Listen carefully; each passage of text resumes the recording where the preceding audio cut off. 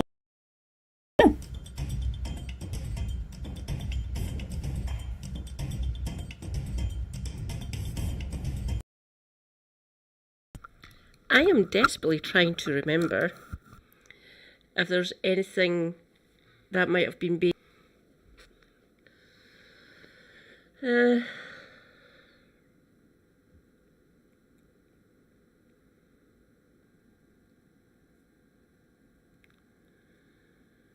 Helen? No. No, they were different as well.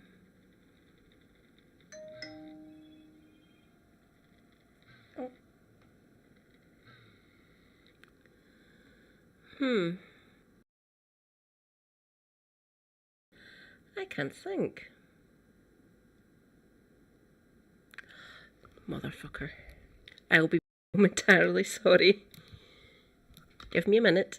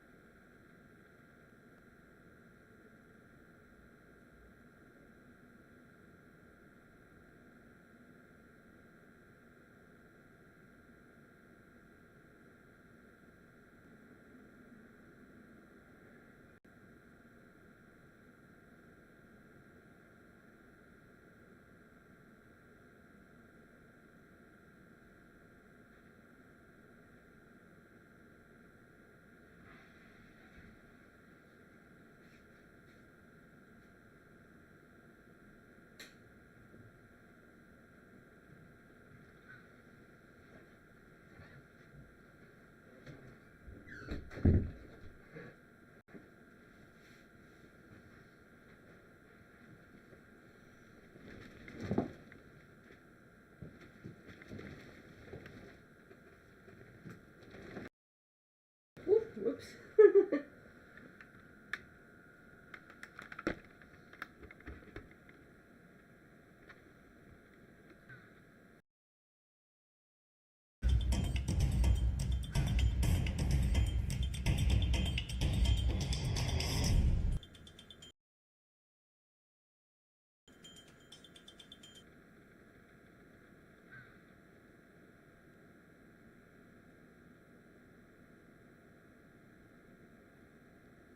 Apparently I missed some Dramione. Because Dramione. This entire video is basically just because I wanted to make that joke. Welcome! With the Harry Potter fandom, which is not only the 8th highest grossing media franchise in the world, but also one of the frequently fanficked media franchises in the world. If you go to fanfiction.net, one of the OG fanfiction sites, there are 50,000 stories where random fans have taken aspects of that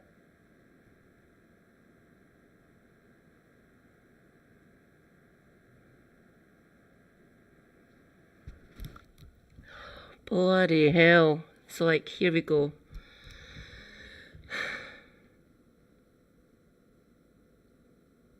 A book series written by a Scottish, I think that's the best way I can describe it now.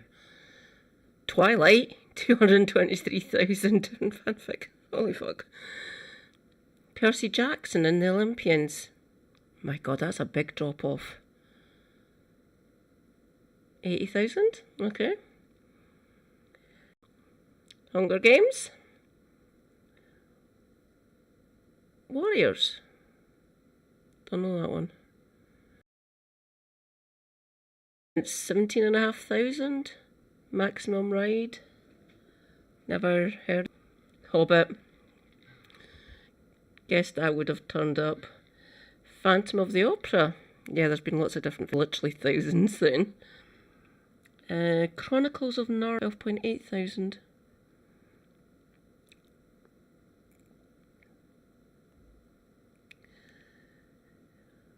Alright, these are single digit ones over here.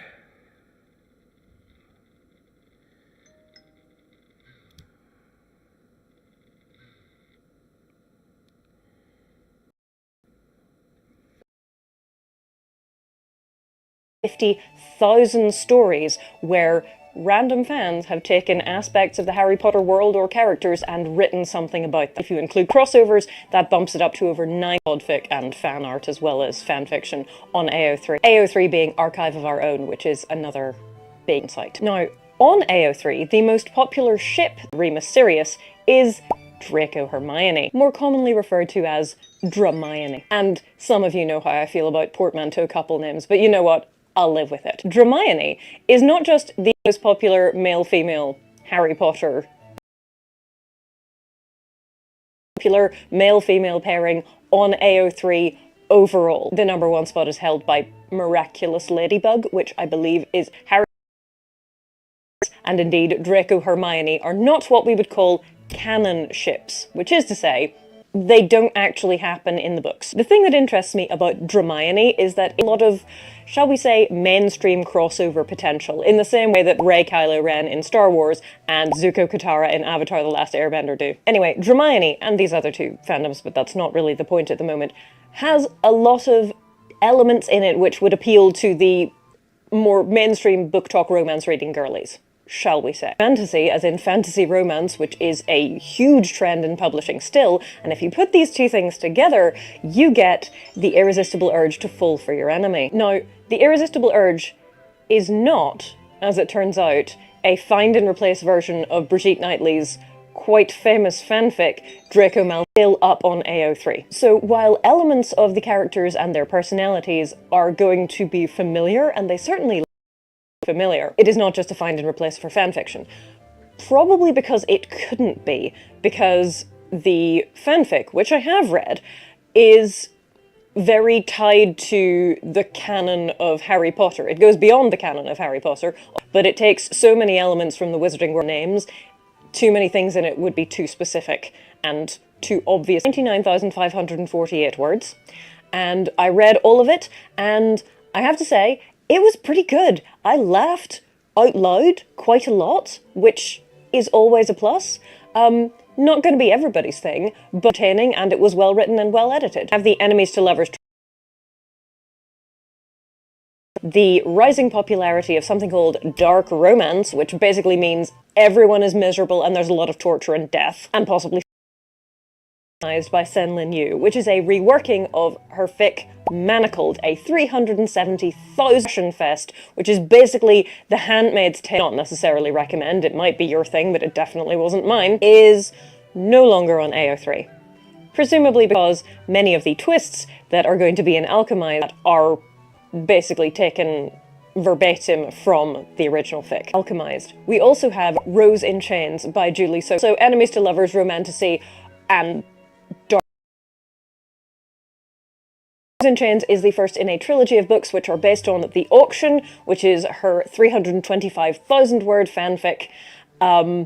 I have enough misery for 1 2-day period from AO3, I would imagine for the same reasons that Manacled has been. And so now we have the context of the situation, we can go on to the fun original fiction. I mean, the love hypothesis exists. It was originally Rey Kylo Ren Star Wars alternate universe fic. 50 Shades of Grey, originally Twilight fanfic. The Mortal Instruments is specifically based on Harry Potter fanfiction, and one of the main characters is Draco Malfoy. They changed his name and his eye colour. And The Irresistible Urge, very significant rewrite. The fanfic can remain, and you'll see points of similarity, but it's not going to be obvious that they're necessarily the same thing. It's just that the characters look familiar. And the title, she is the same. Nonetheless, drama has ensued, because of course it has. And this drama has divided into 2 sections, to wit, Part 1, play legal games, risk losing legal tender, and 2, play fanfic games, win fandom prizes. Let's do Part 1 first, as it's quicker and less funny, but also more concerning. Back near the end of April,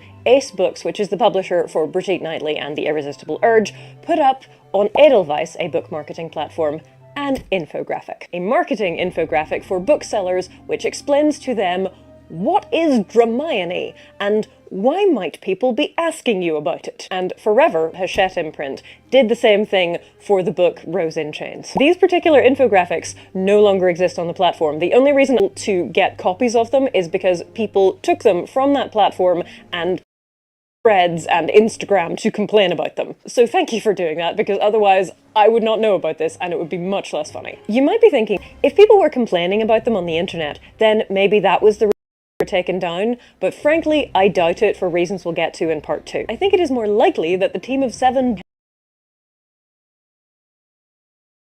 no, you cannot specifically reference characters from a different IP to flog your book. I mean, your characters, you know, this is like Gone Girl meets Avatar: The Last Airbender. I have no idea what that would be like, but it might be good. But it is extremely dubious to do something like this, where you directly reference someone else's IP. And most likely both publishers were Swift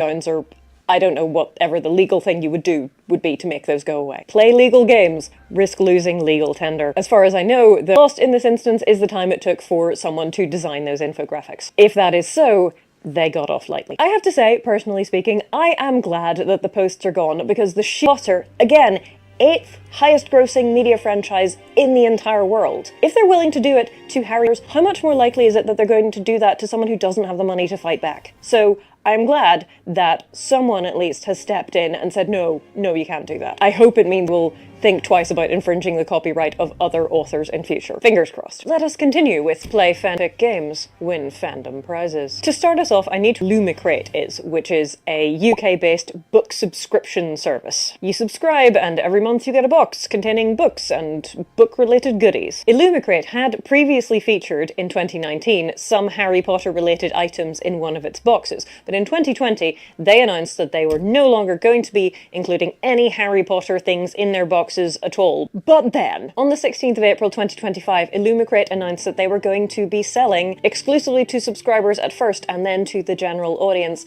an exclusive sprayed edges edition of Rose in Chains. On the 20th of May, if you were an Illumicrate subscriber, you'd buy the book, and then if there left over, on the 22nd of May, they would start general sale. In addition, their July book box would contain an edition of The Irresistible Urge. Really, all they need to do is announce that Alchemized will lose, and they will have hit the Hermione hat trick. But this does rather, at least some of their subscribers, contradict their no Harry Potter stance. Obviously, from a legal point of view, these books are not Harry Potter books. They cannot be Harry Potter books, or they would be sued into oblivion because they don't own the Harry Potter IP. But while they are, legally speaking, original works, some people were still not happy. Because not only do they want Illumicrate not to include Harry Potter items, they don't even want anything that's Harry Potter adjacent. That being said, Play Fanfic Games, win fandom prizes. That these announcements inspired Brigitte Knightley's book is box. And in spite of the internet mutterings this inspired, the special edition of Rose in Chains didn't even make it to subscribers, bought all of the copies. They sold out in under 48 hours. The question is this: will any of these books actually be any good? I don't think that I would ever enjoy Rose in Chains or Alchemized under any circumstances. They are just not my genre, but I did enjoy Draco Malfoy and the blah blah blah blah blah, so I might enjoy The Irresistible Urge. It's possible. It must be said, though, that some of the ARC reviews are critical of the fact that the world building is sparse. As in, they don't really know when it's supposed to be set, or where other than London, we guess. Should I ever get it out of the library and read it, I will let you know what I think, but as those of you who have read Just Stab Me Now know, world building isn't exactly my strongest suit either, so, you know, people in glass houses. Anyway, I have really enjoyed this random tangent into book talk drama. I hope that you enjoyed it too, and I will see you soon. Thanks, Jill. That was awesome. Christ's sake. Don't buy Harry Potter. If you're feeling a bit left out, I suppose you could buy those. Not my cup of tea. I'm sci-fi, like hard sci-fi and fantasy. No, like sword and sorcery. Like high fantasy. So, not really. Super Happy is both of those, plus historical and war fiction and a couple of other different genres. He has read Harry Potter, though. Mind you, who hasn't?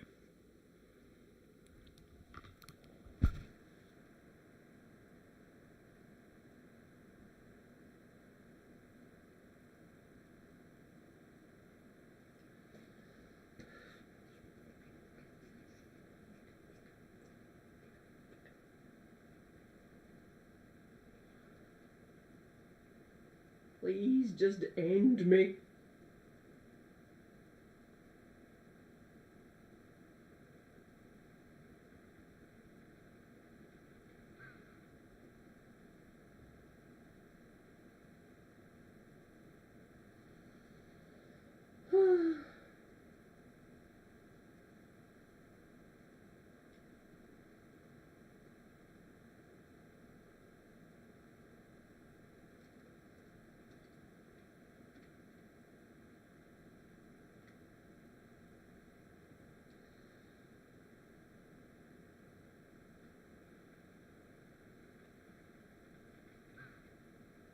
Airline companies sold your information to ICE. Let me repeat. Airline companies sold your information to ICE, and they really don't want you to know about it. The Airline Reporting Corporation, or ARC, agencies or booking sites and airlines. It essentially makes it possible for places like Expedia to sell airline tickets. And it's owned by 9 major airlines, including Delta, United, and American. ARC is also a data broker. They boast owning data on 54% of all flights taken globally. According to the letter, that's about 12 billion passenger flights per year. The data includes people's names, their flight itineraries, and their credit card information. In May, the Lever published this article at Data to ICE. I'll note here that ARC does not collect data on tickets purchased directly from an airline. Apparently, ARC has a product called the Travel Intelligence Program, or TIP, which is where they sell people's travel information to the government. TIP was established after 9/11 to provide certain data to law enforcement for the purpose of national security measures. It's estimated that TIP holds over 1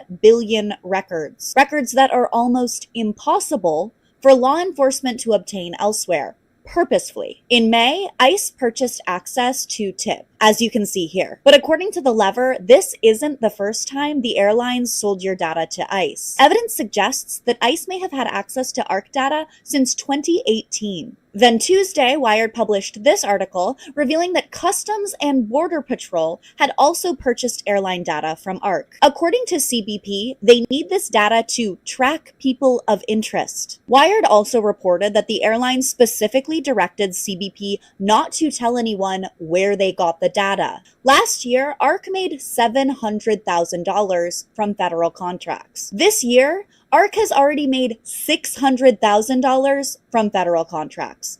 And it's only June. A reminder that ARC is owned by some of the biggest airline companies in the US. And they're selling our data to ICE to enrich their pockets even further. Right, so as was breaking news yesterday afternoon, as I was finishing up my coverage of the remaining 8 crew members of the Madeleine being kept in inhumane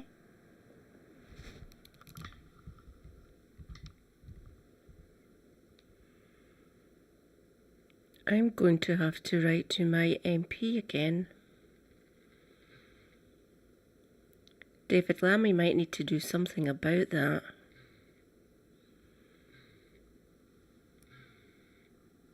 That's our Foreign Secretary, by the way.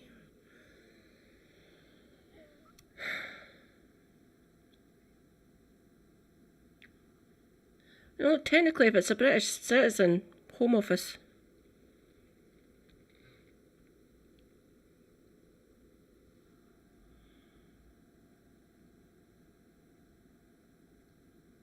What the fuck is happening in the world?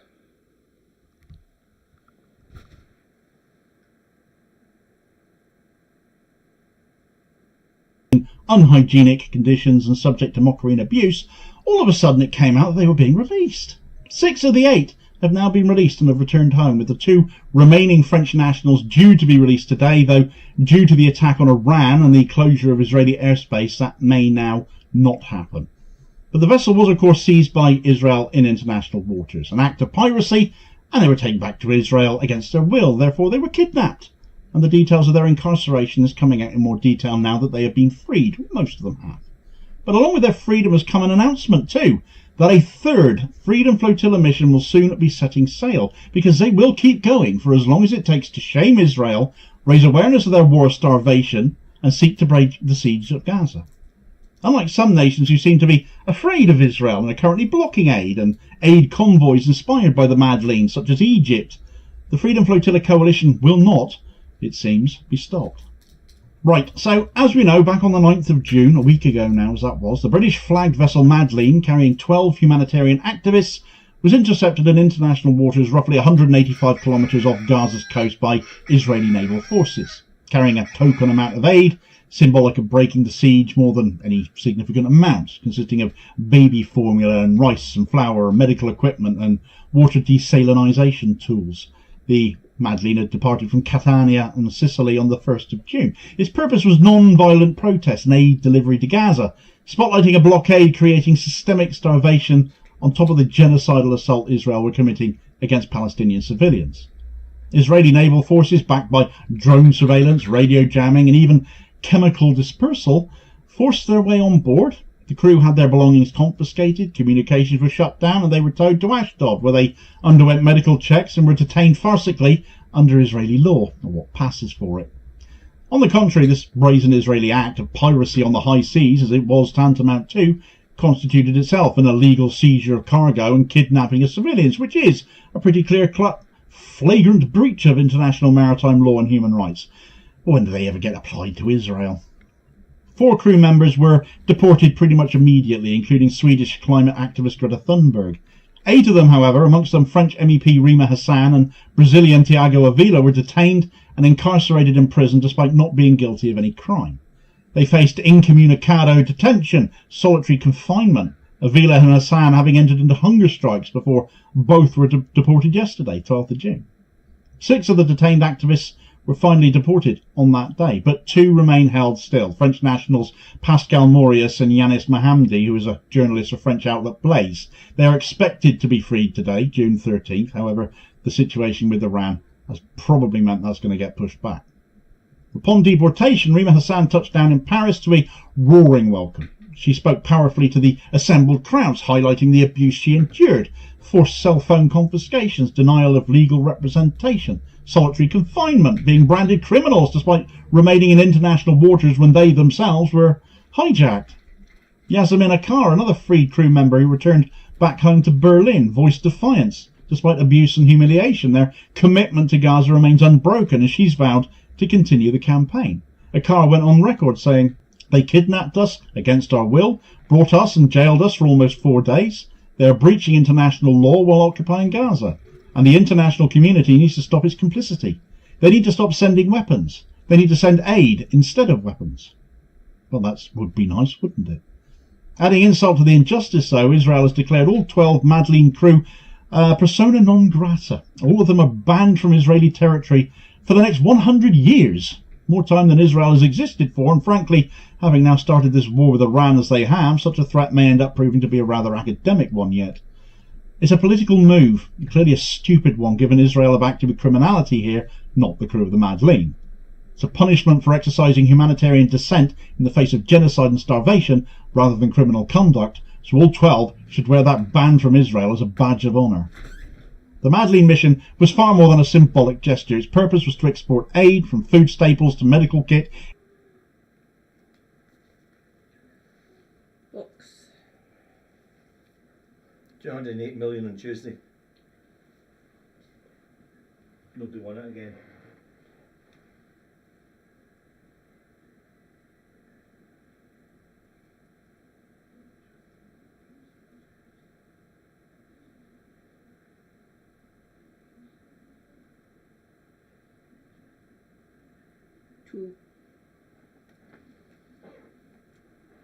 Got 2 numbers on one of the... Oh no, box, you said. That one. Numpty. Yes. Well, it says 13th. Got it.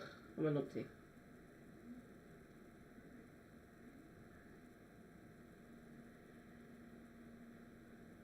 No.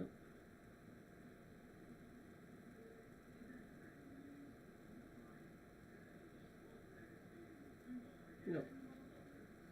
MNZP. No. XN. No one again.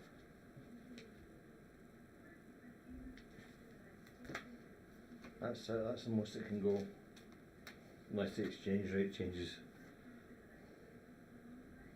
No one.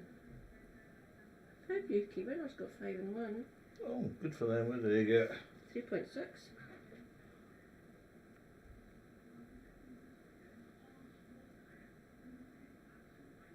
Dana? 5 and 1, they get 3 million.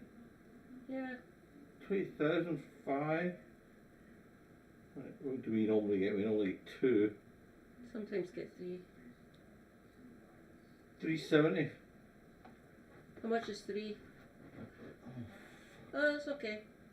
I said 2 and 3. 930. Yeah. Hang on. That's not enough to fill that. I know that because I've had it. Fuck's sake!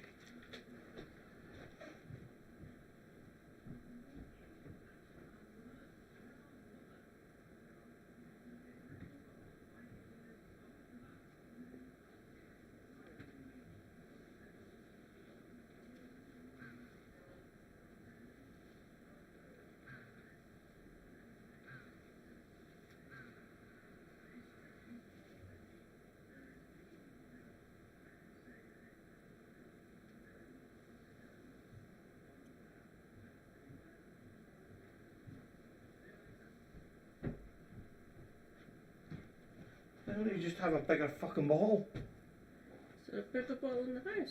I've got 2 of them. Right.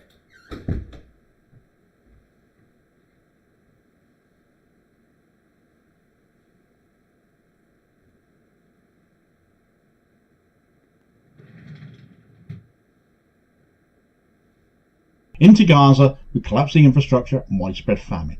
Peaceful, civilian-driven and rights-focused, the project aims to shine a light on what international observers are calling Israeli-driven starvation and genocide. The appalling treatment and abuse suffered by the activists underscores the cruelty of the interception and their subsequent legal treatment. From inside, Gaza residents celebrated the Madeleine, seeing it, however briefly, as morale-boosting evidence that the world hasn't forgotten us. Though I would suggest that ordinary people of the world are the ones who haven't forgotten you, and will not forget you, because too many governments still clearly couldn't care less, and tokenistic votes at the UN, as we've just borne witness to again, are not going to end the abuse either. The Madeleine stand galvanised solidarity amongst others too. The Samud land convoy inspired by it, setting out from Tunis a few days ago, aimed to do on the ground what the flotilla attempted at sea, break Gaza's confinement. The convoy has already encountered official resistance crossing borders as it has reached Egypt, having been welcomed to great fanfare as it passed through Algeria, Tunisia and even war-torn Libya, where they gave them free fuel. But the momentum is unmistakable. Flotillas and land convoys are emboldening social and political protest. We can't have that. Resisting normalised siege? How dare they?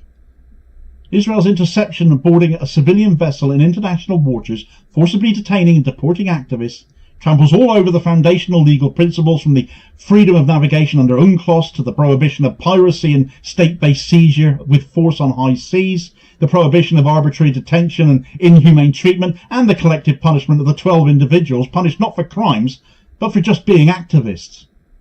By ignoring these laws, Israel demonstrates with impunity with which it is conducting the Gaza blockade.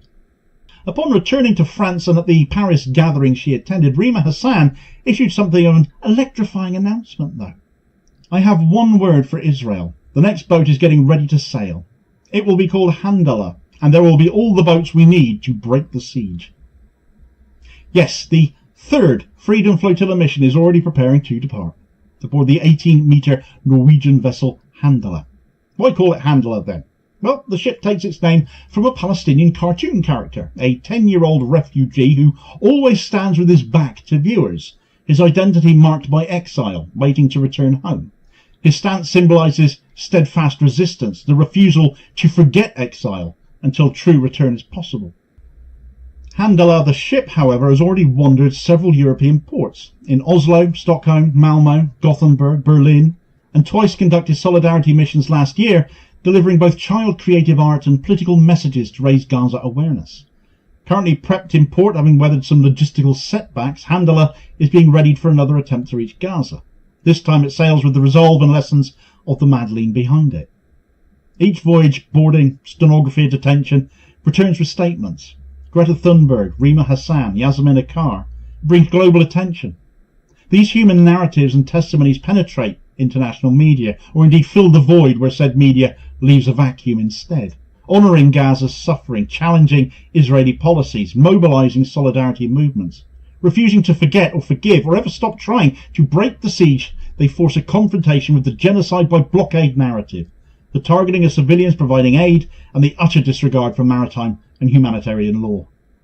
The Madeleine saga and the looming Handala mission continue to challenge and pose pressing questions for those refusing to answer for the plight of Gaza. Will world governments still passively accept Israel's piracy and kidnapping, and what may be to come on this next mission?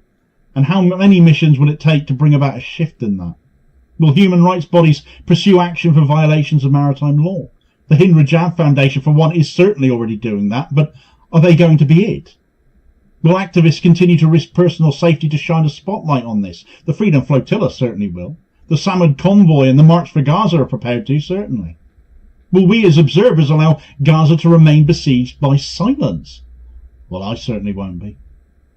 This story calls for moral clarity, it calls for collective action, to raise awareness, to challenge normalisation of colonial blockade, to show solidarity through political pressure and donations, or attending solidarity convoys if you are in a position to do so. What began as a symbolic act by the Conscience, attacked off the Maltese coast by Israel, followed by the Madeleine, seized and suppressed as that crew has been, fulfilled a deeper mission. It pierced the veil. It shone a light on the siege. It elevated voices, inspired the Samud Convoy, and rallied the world behind Gaza once more. Now, with the Handala prepared to set sail, the third Freedom Flotilla mission beckons us to choose. Stay silent, still, or stand together for some justice. The blockade has to end. The hunger must stop. The genocide must continue to be exposed. Let Madeleine's seizure be our wake-up call if you're not awake already. Let Handala's expected voyage be your signal. Injustice must be confronted, not acquiesced to. As activists, governments, citizens, we all stand at a crossroads. Choose human rights over complacency. It's that simple. Choose solidarity over silence. Choose action over apathy. What the Madeleine has also done, however, is shine a light on how little being British flagged means when you can just be hijacked and kidnapped, and the British government, well, they don't say anything about it, do they? What I discovered upon looking into that, though, was that British abandonment of British people and people under British protection when it comes to Israel was worse than just the example provided by the Madeleine. The story goes a little bit deeper than that. So get all the details of that story in this video recommendation here as your suggested next watch. Please do also hit like, share and subscribe if you haven't done so already, so as to ensure you don't miss out on all new daily content, sort of spreading the word and helping support the channel at the very same time, which is very much appreciated. Holding power to account for ordinary working class people, and I'll hopefully catch you on the next vid. Cheers, folks.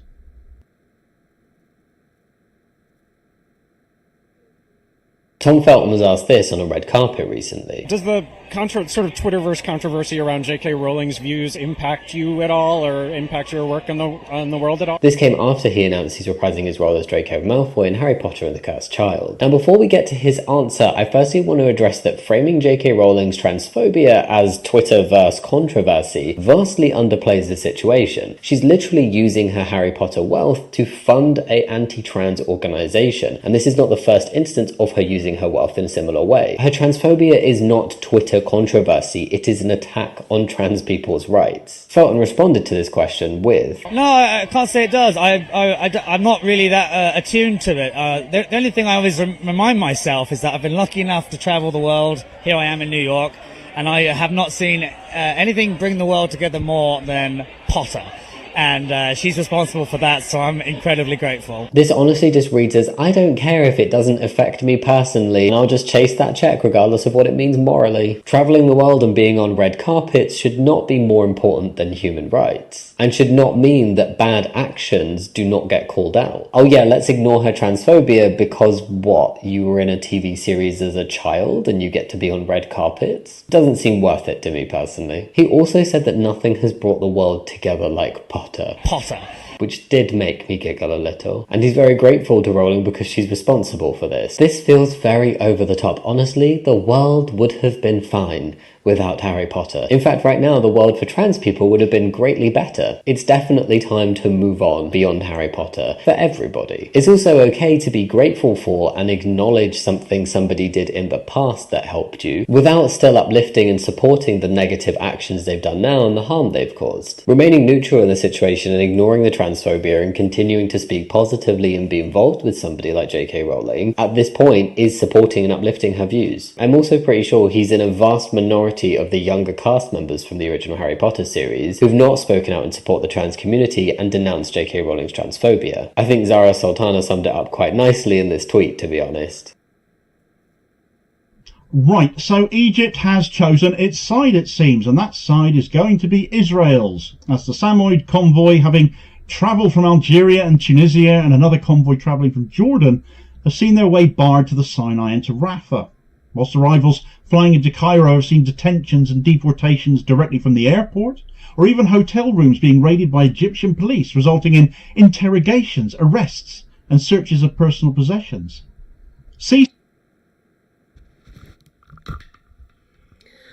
Okay, bucket list shorter.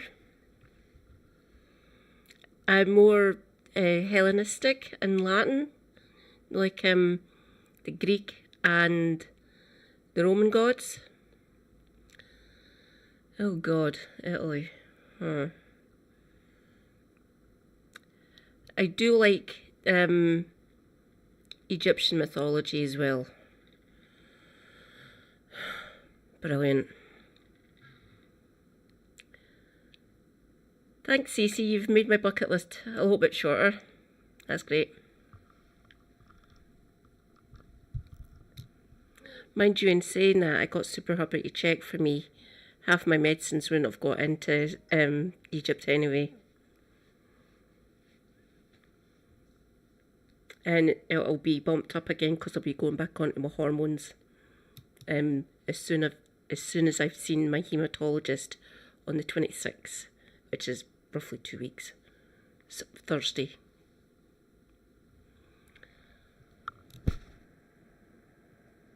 Since the coup that installed him into power in Egypt in 2013, has worked hard to be seen as a mediator between Israel and Palestine. The Egyptian plan to rebuild Gaza was an excellent one, but these were ends to a means for him. He's run Egypt for personal gain rather than the greater good, and has built the debt up to match as a result, putting him in the pocket not just of other pro-Israel Gulf states, but the US as well. He can't afford to go against Israel, and he's now proving it to the eyes of the entire world, as Israel demanded he jump to stop an aid convoy that would cause them embarrassment, and Sisi has said to them, how high? Right, so the Samad land convoy that arrived to such great fanfare in Libya on Tuesday, as well as those flying into Egypt to join up with them supposedly yesterday, before the big push into the Sinai, an unprecedented global effort to stand against the genocide in Gaza, has run into a wall. Not one built by Israel, but being enforced by Egypt on Israel's behalf. An estimated 50,000 people from more than 80 countries, including lawyers, doctors, artists and activists, many of whom paid their own way to get there, prepared to march in the Global March for Gaza. A massive land convoy, dubbed the Samud Convoy, joined by all these people flying in from all over the world, together aimed to raise awareness of Israel's starvation campaign and sustained bombardment of the Gaza Strip. Their goal was not to breach borders or smuggle arms or provoke violence at all. It was, and remains, a moral act of international solidarity with the people enduring starvation, displacement and mass death under siege. And yet Egypt, who was so often portrayed as a neutral mediator in the Israeli-Palestinian conflict, have blocked their way, stopped them from progressing any further. In doing so, Egypt's President Abdel Fattah el-Sisi has not just erected roadblocks in the Sinai Desert, he's effectively declared allegiance with Israel's war objectives. Not that this will surprise many familiar with his regime. Through detentions, deportations and intimidation of international activists, Egypt has made its position clear. It will not allow the world to witness or protest the slow genocide unfolding in Gaza, because they will do what Israel wants them to at the end of the day. The Global March to Gaza was a bold, non-violent initiative to raise the alarm about the genocide Israel is enacting in Gaza. It was conceived as a people's movement, organised, funded and populated by civilians from all over the world from all walks of life. Egypt, for their part, has responded with a heavy hand, detaining more than 200 activists from around the world, including citizens of Algeria, Australia, France, Morocco, the Netherlands, Spain and the United States, amongst others. Police raided hotels in Cairo, arresting foreigners, seizing passports, interrogating them, and inspecting their belongings in a blatant attempt to assess whether they were planning to join the convoy and what their plans being in the country were. Others were stopped at Cairo International Airport, held for hours without explanation, and deported soon after. It's not the behaviour of a neutral mediator, as you might have come to the conclusion of already. This is the behaviour of an enforcer of Israel's policy of isolation towards Gaza. Videos captured by activists and media sources have documented scenes of chaos and confusion. In one video, Turkish activists deported from Egypt speak from Sabiha Gökhan Airport in Istanbul, calling President Sisi the Pharaoh of Egypt, drawing attention to his self-serving leadership and accusing his government of inhumane treatment, and denouncing Egypt as acting solely for Israel's security. One activist recounted, "We were seriously faced with both mental and verbal abuse as well as inhumane treatment. Egypt is doing everything it can for Israel. It's acting solely for Israel's security." Their anger has been echoed not just by other activists exposed to the same treatment, but globally as people observing these goings-on have made clear their disgust across social media. How could a country that publicly claims to advocate for Palestinian rights and which routinely decries the humanitarian disaster in Gaza crack down so violently on those trying to bring attention to that very crisis? Well, the answer lies in a toxic mix of geopolitics, authoritarian self-preservation, and decades of failed leadership that sums up Sisi's tenure. President Sisi has long courted Israel, the United States, and wealthy Gulf states for political legitimacy and financial support. After seizing power in a 2013 military coup, Sisi's regime has increasingly leaned on foreign support to sustain itself as he oversaw rising debt, even at the cost of Egypt's sovereignty. His alignment with Israel has drawn criticism for years, but his decision to stop the Samad convoy may be the clearest sign yet that he has abandoned the Palestinian cause and that his claims to support them run only skin deep. An Arab uprising was seen to be a bit of a threat to Sisi too. What if ordinary Egyptians suddenly got ideas about him? Well, heaven forbid. Egypt's official narrative is that the Rafah crossing, Gaza's main lifeline to the outside world, is open from their side. Nothing to do with us. And that the bottleneck is on the Palestinian side, therefore not their fault, where Israel seized control of it last year. Technically this may be true, but it is a half-truth. It's not true.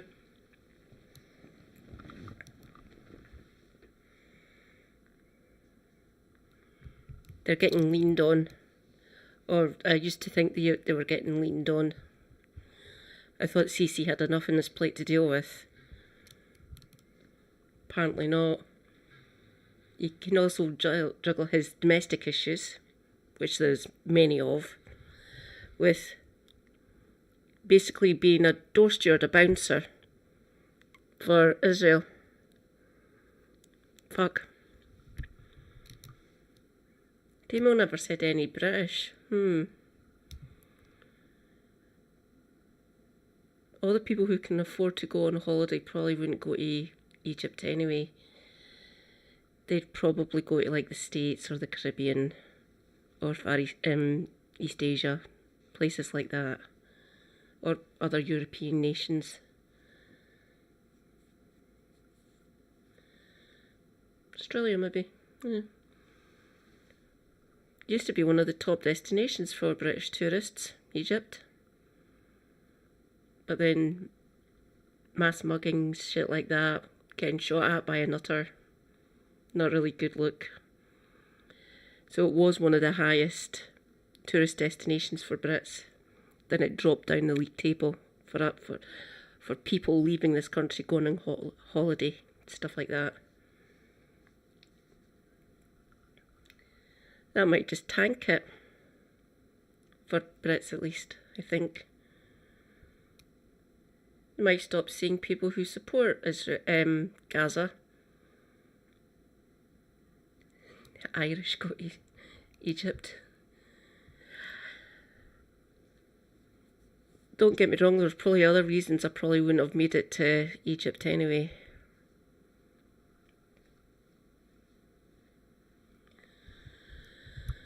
Well, that sealed the deal for me. protests, though. In reality, Egypt has erected roadblocks into the Sinai, preventing most traffic, not least the convoy, from even reaching the border. The blockade is not just Israeli, nor just Egypt's doing. In addition, it's actually a trilateral issue enforced by Israel, the United States, and Egypt. British advocacy group Cage International has gone so far as to call for the legal scrutiny into Egypt's complicity, accusing Cairo of being part of the machinery sustaining the blockade. Egypt's actions are also not just morally indefensible, they're legally suspect too. The 1979 Egypt-Israel peace accords, the Camp David Accords, included strict limitation on Israel's ability to control the Philadelphia corridor, banning them from it, where the Rafah crossing sits. It's part of that corridor.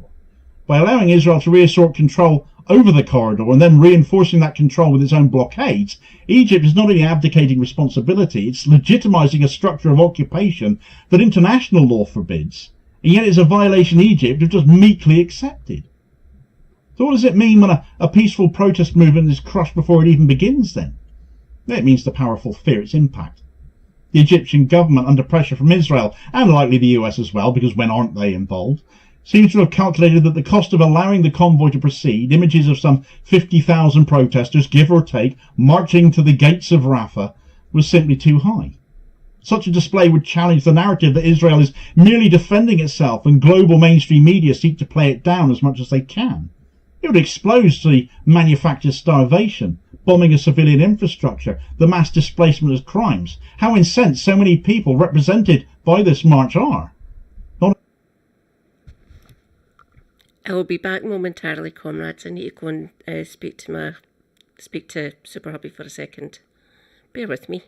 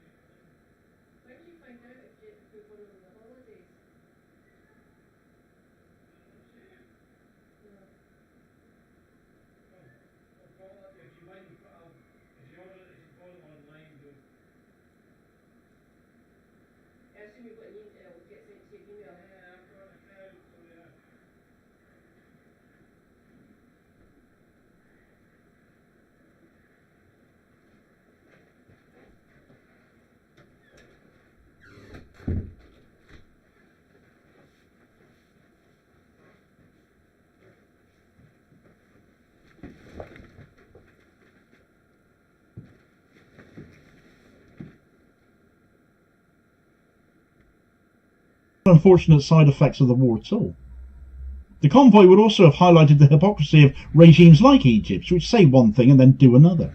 Egypt routinely denounces Israeli airstrikes and calls for more aid to Gaza, but when ordinary people seek to help or to bear witness, they slam the door in their face, don't they? That's what they're doing now. Why? Because the Sisi regime, as I said a moment ago, like other authoritarian regimes in the region, views Palestinian resistance, especially armed resistance, as a dangerous symbol of defiance. Support for Gaza is often equated with broader calls for democratic reforms and uprisings. Sisi sees Hamas not just as an enemy of Israel, but as an ideological cousin of the same anti-government sentiments he's got in Egypt as well. For Sisi, allowing Gaza to inspire solidarity is a direct threat to his rule. So this is him putting himself first in at least part as well. And yet there are limits to how far Egypt can go aside from the financial and political ties Sisi has hog-tied himself in. Opening Rafah to absorb Palestinian refugees, as both Israel and the Trump regime have wanted previously, would make Egypt appear complicit in Israel's goal of permanently emptying Gaza, a move that would be ethnic cleansing. Even the most pro-Israel Arab regime cannot publicly support that outcome without facing enormous domestic and global backlash. So Egypt walks a tightrope, helping Israel enough to win its favour, but not so openly as to spark a popular revolt. Sisi might have fallen off that tightrope this time, though. We'll have to see. For all of Egypt's subservience, it should be noted that Israel's long-standing military doctrine includes plans to destroy Egyptian infrastructure if the country were ever perceived to step out of line. Among these is the now infamous threat to bomb the Aswan Dam. It's not a relic of the past. In the current geopolitical climate, especially following Israel's overnight strikes on Iran, as we've just witnessed, it's a serious threat that Egypt have got to take seriously. If the dam were breached, tens of thousands of Egyptians lie in its wake. Its role as a buffer state between Gaza and the rest of the Arab world has always been conditional and deeply constrained. But complicity is still a choice. If Egypt were genuinely interested in a stable and just resolution to the Israeli-Palestinian conflict, it would uphold the peace treaty's provisions that protect Palestinian autonomy and drive Israel out of the Philadelphia corridor, where they have no legal right to be in Egyptian law, never mind international law. It would welcome, not persecute, those who seek to aid Gaza. It would pressure Israel to lift the siege, not do its dirty work for it. Instead, it criminalises solidarity with its mistreatment of activists flying in and convoys stuck at its borders. Human rights groups, legal organisations and the families of detained activists are calling for transparency and accountability. But the largest silence from world governments is deafening. There have been no major diplomatic consequences for Egypt, no threat of sanctions, no calls for Sisi to release the detainees. The main backlash you will face will be internal. Meanwhile, those deported from Egypt have taken to media and social platforms to tell their stories. At airports in Istanbul or Paris or Casablanca, activists held impromptu press conferences denouncing Egypt's actions. The testimonies of deported individuals, including Americans, Australians, Moroccans and Turks, paints a picture of state-level repression and humiliation. They spoke of being lied to, mistreated and threatened. Many were told that their presence endangered Egyptian security. How does feeding the hungry or raising awareness about human suffering threaten Egypt in any way? Unless what is threatened is not Egypt's physical security, but the Sisi regime's carefully curated image of neutrality and control. Or is it not really the activists that Egypt fears so much, but Israel instead? President Sisi may believe his actions serve the national interest. He may kid himself. He's not doing it for his own interest. He may argue that Egypt cannot afford to antagonise Israel or the United States. But the cost of his betrayal isn't abstract. It is borne by Palestinians who continue to die at rates that no civilised world should tolerate. It's borne by activists who are locked in rooms, interrogated like criminals and expelled for standing up for life.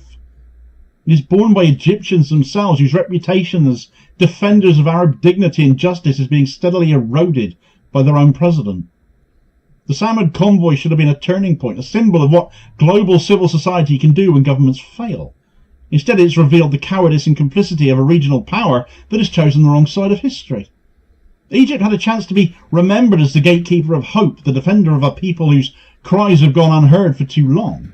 Instead, they become a jailer, locking the gates of Rafah in effect, not just to aid and to truth, but to justice as well. And still the march is not over. Because despite the repression, the message of the convoy is just being amplified. The world is watching. They're seeing the people stuck at the border. They're camping out there. They're staying. People everywhere are learning what Egypt Israel and their allies do not want them to see, that Gaza is not alone, and that the demand for justice is something that cannot be deported. For more on the surging support for the Samud convoy, do check out this video recommendation here as your suggested next watch. Please do also hit like, share and subscribe if you haven't done so already, so as to ensure you don't miss out on all new daily content, as well as spreading the word and helping to support the channel at the very same time, which is very much appreciated. Holding power to account for ordinary working class people, and I'll hopefully catch you on the next video. Cheers, folks. Thank you, Demo. Much appreciated. Israel launching a war of aggression against Iran while simultaneously committing a live-stream genocide underlines, once again, that this is a rogue state which the West will allow to get away. Christ's sake. Can I go off the roundabout, the carousel, please? I'm really starting to get really pissed off and sick. Seriously, cursed timeline. Cursed. With absolutely everything. Now, it is all too rare that I get an opportunity to talk about, expose Israel's genocidal behaviour on national television. Because of Israel's sudden attack on Iran, I was able to do so. Before we discuss this further, here's what I said.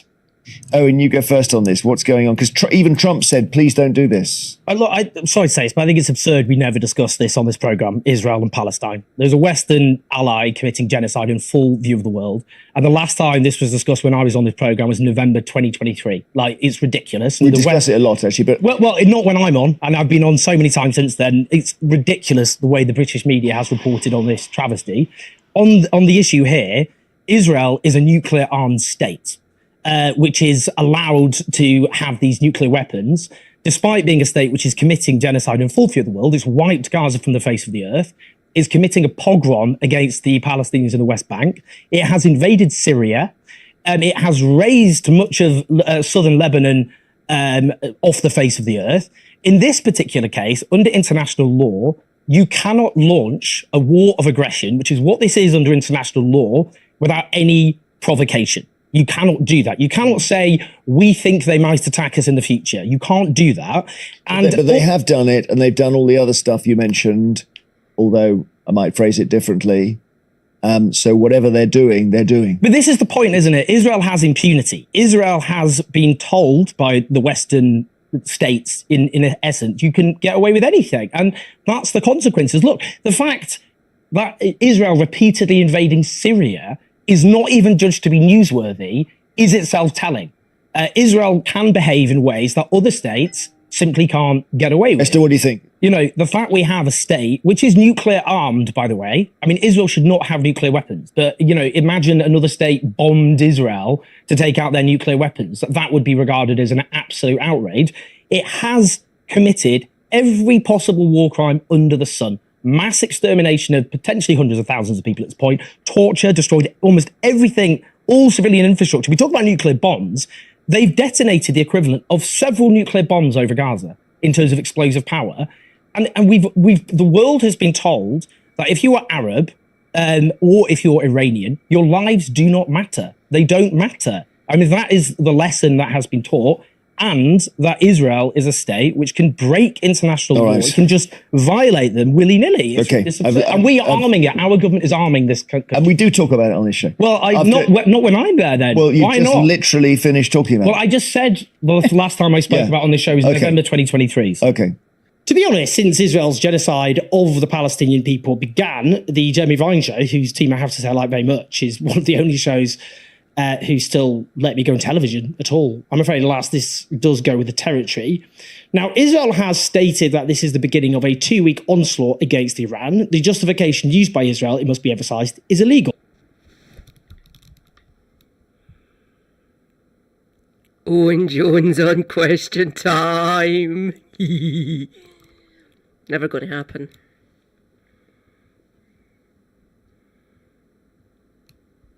I don't think he'd be on any BBC programme. I don't think he gets invited on. I don't know if he gets on any of the radio shows, though. I haven't seen him on BBC for fucking ages now. Yeah, this is the only place that gets one back on. every now and again, every few months.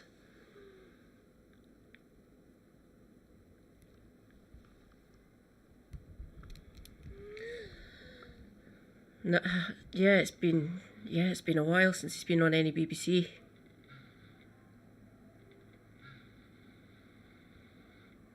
Well, they've shown their colours. Well, we know that anyway.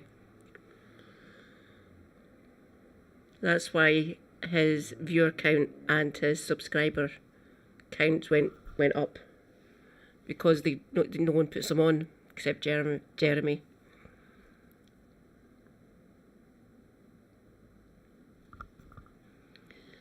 So that might have pushed it a bit.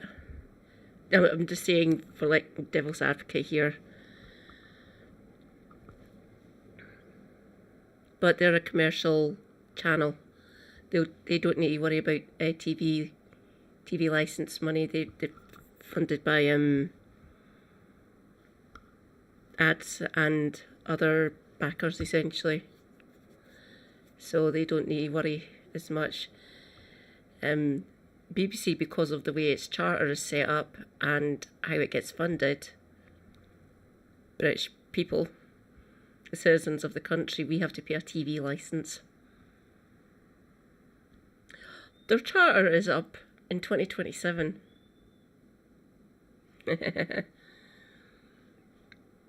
I would just make it like the same funding as Channel 5. Because if you don't pay your TV licence, you get fined. And if you keep on not paying, or if you don't pay your fine and let it escalate, you can get locked up.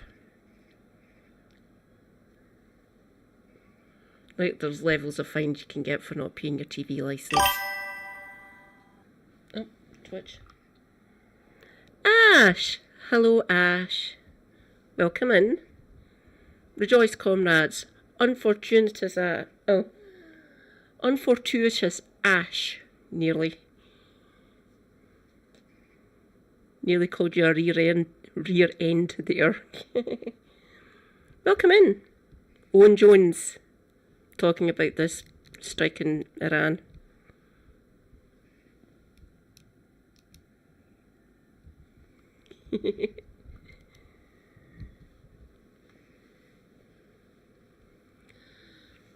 I am sitting here sweating my tits off between the hot flushes and the temperature that it got up today, plus it's sticky. It was warm and rainy. Ugh. Just bleh. Had to use my body spray to perk me up a bit. No, not full screen. As the public law professor Adil Haq put it, the right of self-defense must not be expanded to license the use of force to eliminate possible long-term security risks. That was Russia's justification for invading Ukraine. It is incompatible with the... Fuck that noise. I can't do it quickly in my head. Give me a second.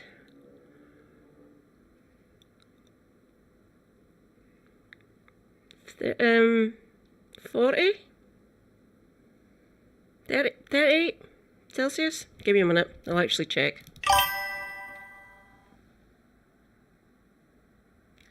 33. Thanks, Ash. 23. So that would have been 46. 54. Something like that. 55 maybe. Type in 23, see what that... Yeah, far too fucking hot. Humid or dry? You can just say, so I can take a punt at what state you're in. 92, Christ. That would fucking floor me. Just get me all the ice, ever. And if it gets too hot for me... Not for me, at 73. Oh, you put that on. I do it quickly in my head and get roughly. I was completely out. Fucking hell. 73. Yeah, there would have been people out for picnics and stuff, but it was raining here today as well, so no picnics. I do know some nutters who go out in the sun even though it's raining. Crazy. You're not going to get a tan if it's raining. Or you're going to get your tan, but you're going to be sodden wet. Doesn't make any sense. The UN Charter and eviscerates the prohibition of aggression.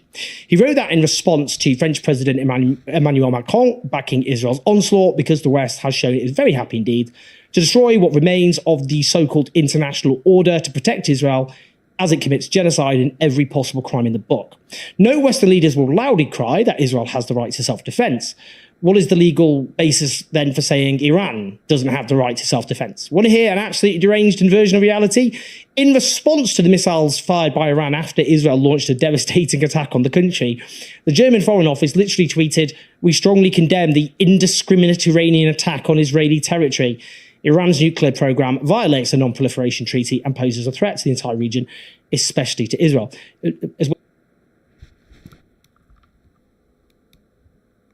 It was retaliatory. What the fuck, German Foreign Ministry? That is mad. What you said there was bollocks. They didn't start it. Israel did.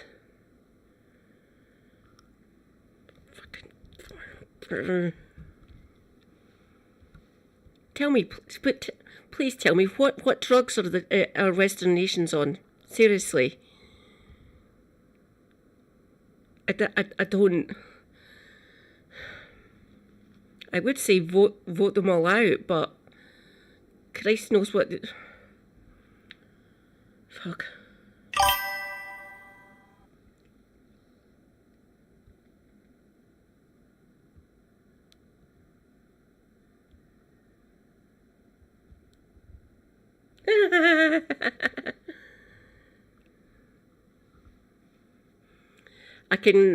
I used to be able to do it like that and get within like 0.5 degrees either way, because I've always got Celsius in my head, or centigrade if you want.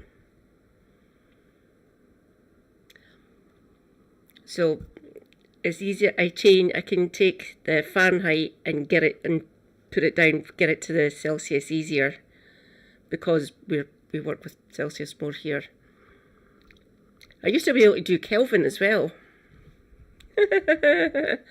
Don't need to just use Google to change it into Kelvin. It's easier, because the formula for that one is 12 steps. No. Or if you know the formula and have a calculator, which all phones have, obviously, and laptops, obviously.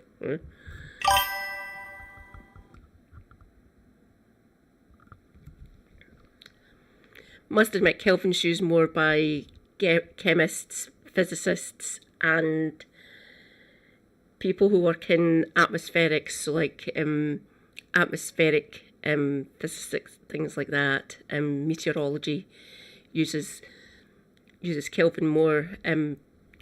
Because I was biology based, it was mostly either Fahrenheit or Celsius that we use for like people, things, healthcare, shit like that. Kelvin's used more by physicists, really. As well as everything else, Israel is in violation of the non-proliferation treaty. Just a minor. You can't make this shit up. Now, a whole range of Iranian military commanders and figures are reported killed or injured so far, as well as civilian scientists, and reportedly other civilians, including children, have been killed. One hospital reported receiving the bodies of... There's more countries that use Celsius, by the way. Just saying. Plus your former colonial masters over here, we still use Celsius. Don't get me wrong, I got taught both at school. I was in the crossover period. Because we did used to use Fahrenheit instead of Celsius.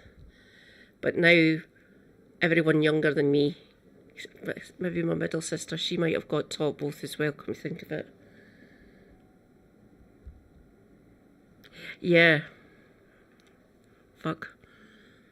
Don't get me wrong, exceptionalism can be good. Maybe. But yeah, American exceptionalism, dear God. I class that as a virus, the concept, which most of your governments have actually ran, well, all of your governments essentially have ran on. Administrations. Children aged 4, 5 and 6. Ali Reyes, an analyst with the International Crisis Group, says, by targeting population centres, Israel is inviting Iran to respond in kind. This will end in grief for all sides. It should be noted that the pretext that Iran is imminently going to get a nuclear bomb has been claimed for decades. In 1993, Benjamin Netanyahu claimed that Iran would have a nuke by 1999. In 1995, the New York Times headline was, Iran may be able to build an atomic bomb in 5 years, US and Israeli officials fear. Let's listen to this, however, from Richard Dalton, the former UK ambassador to Iran. On the future of those US-Iran talks on Iran's nuclear activities, do you think what's happened is going to basically mean those talks come to an end? Is it going to make Iran more likely, more determined to pursue nuclear proliferation? Yes, I think it will make Iran in the long term more likely to pursue nuclear proliferation. When a country has been exposed to an illegal aggression, as Iran has in the last day, it is not prone to surrender, and it is prone to develop additional means of deterrence, bearing in mind, of course, that Israel has already got hundreds of nuclear warheads. Well, indeed. But as an example of the state of Western media coverage, listen to this on Sky News and their so-called military analyst. Well, our military analyst, Sean Bell, is in the studio with me now. Hello again to you, Sean. You were saying to me that these series of attacks, and they continue, bear all the hallmarks of being a long time in the planning. Absolutely. As we discussed earlier, I think it was inevitable that Israel was going to have to do something militarily about Iran's fledgling nuclear capability. All of the talks are one thing, but Iran has played those long, and we're getting closer and closer to the day.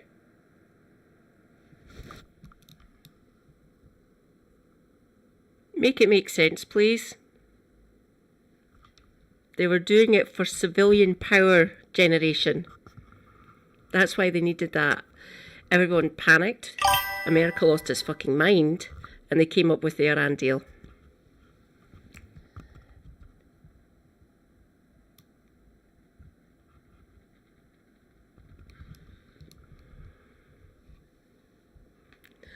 What the fuck? And now he's saying you have to sign the deal or it'll get worse, blah, blah, blah, blah. Him saying that he didn't fucking know. Them going, oh no, we didn't do this, Israel did it unilaterally, blah, blah, blah, blah. Bollocks. He literally contradicted himself today. Funny that, Trump talking nonsense or reversing what he said.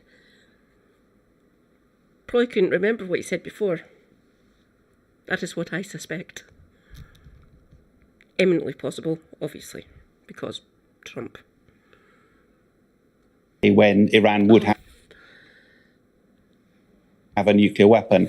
I think what we're seeing is in the past, there's been a short, sharp shock between Israel and Iran. This time, there was a wave of strikes. It's clearly been planned for a long time, potentially years. Mossad, as Ali was saying, has clearly been doing a lot of very, very detailed work behind the scenes. They've been looking at the infrastructure, but also the people, the scientists, and the military leaders, because without them, it makes the whole thing very interesting. That's impartial journalism, is it? A so-called analyst saying it was inevitable that Israel was going to have to do something militarily about Iran's fledgling nuclear capability. Well, that's not true, is it? This is just naked propagandizing for Israeli aggression dressed up as analysis. Now, predictably, opposing bombing things ends up with getting smeared. Nicole Lampert, who I have to say has tweeted about me God knows how many times over the years. I live in enough heads rent-free to solve the world's housing crisis, frankly. She made the following smear in response to my opposition to a genocidal, rogue, nuclear-armed state spinning out of control. She wrote, Owen comes out pro-Ayatollah.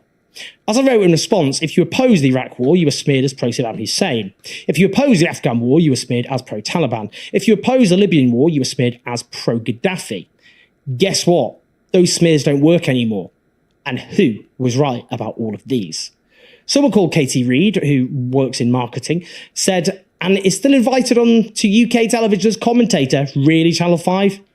Yeah, because only those who support dropping bombs on people's heads should be allowed on television. Right, Katie? Those who oppose dropping bombs on people's heads are clearly dangerous, violent extremists who should be banned from public discourse. That makes sense. And the former Labour MP Tom Harris responded, well, of course he has. The Ayatollahs hate the West too. So they would have a lot to talk about as he was led up the gangway of the crane before they put the noose around his neck. Clearly having a little bit too much fun fantasising about me being hanged there.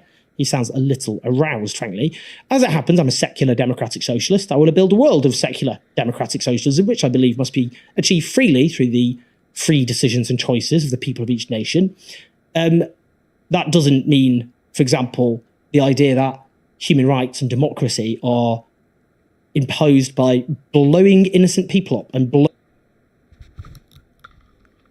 If I was still on that hell site, I'd be tweeting them back. Abuse probably, because I wouldn't fucking stand for that. What the fuck? Owen is above that. Good for him. I wouldn't be. I'm petty as fuck at times. blowing things up. Not got a great pedigree, has it? I'd also know that polling by Stasis Consulting last year found that 2/3 of Iranians opposed normalising relations with Israel even before this attack. So good luck if people think regime change will lead to a pro-Israel Iran. While all of this goes on, we should know Israel is continuing to commit heinous crimes against the Palestinian people of Gaza, who it is starving to death and massacring. Israel's cut Gaza off on the internet, allowing it to commit even more unspeakable crimes hidden from the world. The truth is, Israel is a genocidal rogue state, which is guilty of some of the worst crimes of our age. And while the Western media continues to whitewash or defend its crimes, we're never going to do that here. Please like and subscribe, leave your thoughts and your comments. Help us take on the pro-genocide media at patreon.com/Jones84.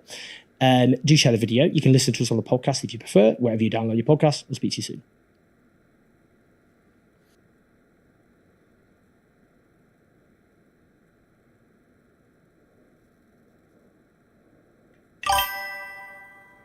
We have with us this week Imogen from Trans Kids Deserve Better. So you might have, we've done a few episodes recently on Trans Kids Deserve Better. It's a protest group in the UK who did think that trans kids deserve better. Imogen, would you like to introduce yourself and maybe say a little bit about Trans Kids Deserve Better? Yeah, so I'm Imogen. I use the pronouns. As mentioned, I'm from Trans Kids Deserve Better. We're a direct action group network thing where it's run all by young people under 18, by kids. We're run by kids, for kids. We do direct action against decisions and things that we're not happy with. So one of our more recent ones is the Equality and Human Rights Commission encampment and protest. I was part of the one in Glasgow, so I'm Scotland based. A lovely Scottish voice, standing up for trans kids. Love to hear it. For those who are not in the know, on the left, Katie Montgomery. YouTuber. I'm not sure if she's on Twitch. I think she might be. She might be on Twitch. Davinia. Robert Francois? Oh my god. She is on Twitch.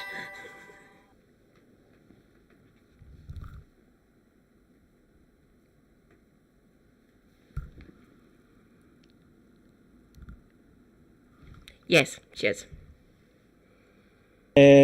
Well, what happened there was we climbed a ledge to the Equality and Human Rights Commission offices in Glasgow, me and two others, and we got arrested.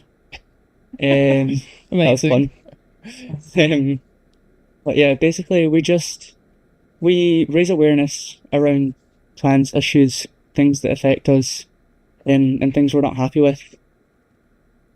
Yeah, so I'm sure anyone who's subscribed to this channel will know the EHRC is the government's independent human rights watchdog, which is meant to be advocating for minority groups' rights, like trans people, but they're currently led by some single-issue anti-trans wackos, basically, and they have been pushing to take more and more of our rights away. And I thought, when I saw that you guys had occupied the offices in Glasgow and London, right? It wasn't just Glasgow. Yes. Was it just Yeah, those we two? had I believe so. There might be other ones, but what TKDB did was we in London. They were both meant to be from Monday to Friday. Ours got a bit short, obviously. But the London group obviously managed to fulfill theirs, which was very happy. We were very happy about that. Yeah, it was really cool. So they managed to camp outside for a week, and then the EHRC tried to get the courts to intervene and make it illegal for anyone to protest against them, and then they lost in court. Yeah. Yeah, so on the final day, they got served an injunction, where they had to sort of go to court but thankfully, the Good Law Project, they helped us fight it, and it got rejected. Yeah, which is really great news. Sucks to suck. Yeah, exactly. Though it would have been really grim, not just for trans people, but for people in general, if the organization that's taking away your human rights can ban you from protesting against them. That is cartoon evil level nonsense. They're an organization that is meant to protect the right to protest. Yeah, and is in fact, I'm just trying to away get from us. Crazy. So yeah, you guys obviously. By the way, they try to take away our right to protest, free assembly, free association, shit like that. Didn't work. Haha. But if we get in some other fucking right-wing bollock party in the future at some point in Westminster, hopefully not up here in Scotland, but in Westminster, like Manfrog, Reform UK, or he having to say his name, Nigel Farage. Piss off, Manfrog. They'll take us out the European Court of Human Rights and create our own British human rights. That was one of the main planks for the Tories were going to do. They were going to take us out and create our own British Bill of Rights. It's called legislation, and you'd have to bin all of those and get it through the Parliament, and hopefully if there's enough decent MPs from the more centre-left and left-leaning parties or independents, it wouldn't go through, and I'm pretty sure it wouldn't pass in the Lords, I think. That thing shouldn't fucking exist. They've done this recent campaign against the EHRC, but you've actually done quite a lot of campaigns. I know there was one recently where I think it was your group who did a load of blood handprints on the EHRC thing. So I believe that was on the NHS HQ. Oh yes, it was NHS. You're right. So that was in response to there's a report created about the suicide rates for transgender people. They're basically withholding that from us at the moment. Don't put your job in jeopardy for me. If you get a moment and just keep feel free to come back and forth. Don't jeopardize your income for me. It's always good to have you here, but don't jeopardize your money.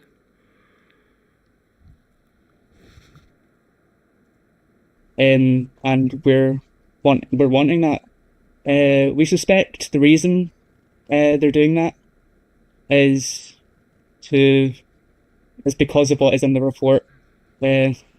Obviously, with the current state of affairs with trans rights, it's not looking good.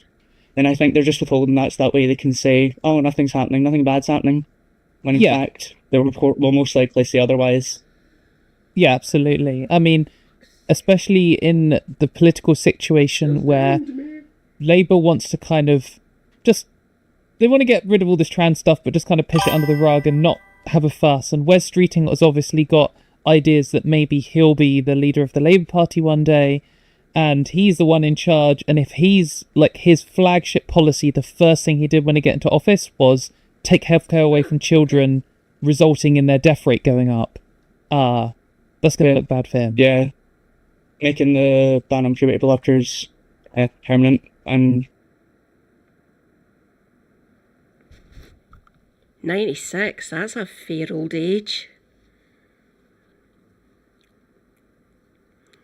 Dementia, oof.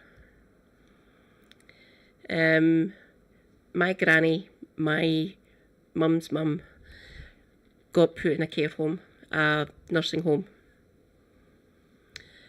And she got round the clock care in there before she passed.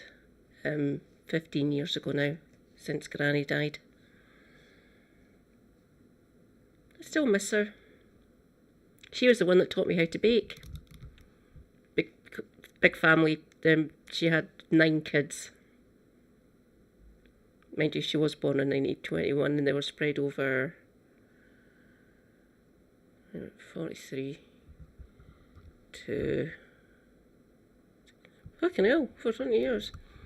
1943 for our first child, my uncle, my mum's older brother, and our last child, 1963, my mum's younger brother, my uncle.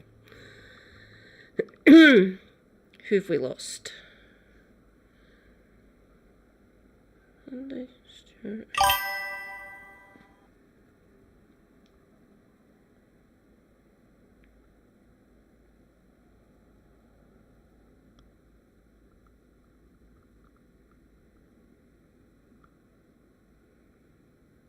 Oh, right. Ooh.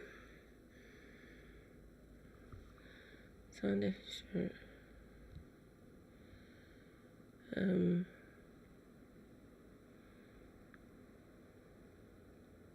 Only lost 2. Twins. Lily. Mum. Okay. Marion.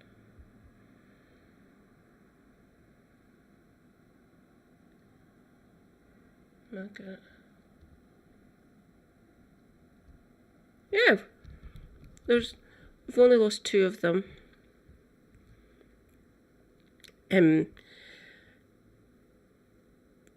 My 2 aunties, my mum's 2 older sisters. Well, my mum's older one, she had divorced her husband and he's gone now. God, I hated him. And my mum's other older sister, her husband, leukemia. Ugh. He was a alcoholic, like a severe alcoholic, and when he tried to quit when he was older, he was in his 60s, I think, when he tried to do that. No, hang on. 71, that means Margaret will be 70.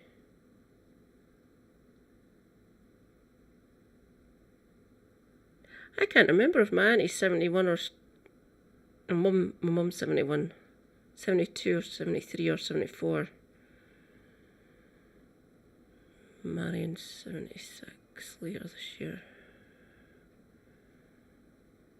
My God, it's been over 20 years since my Uncle Mike died. Fuck. Yeah, he was in his late 40s when he tried to quit and he couldn't do it. His body had got so used to the alcohol, his body started shutting down.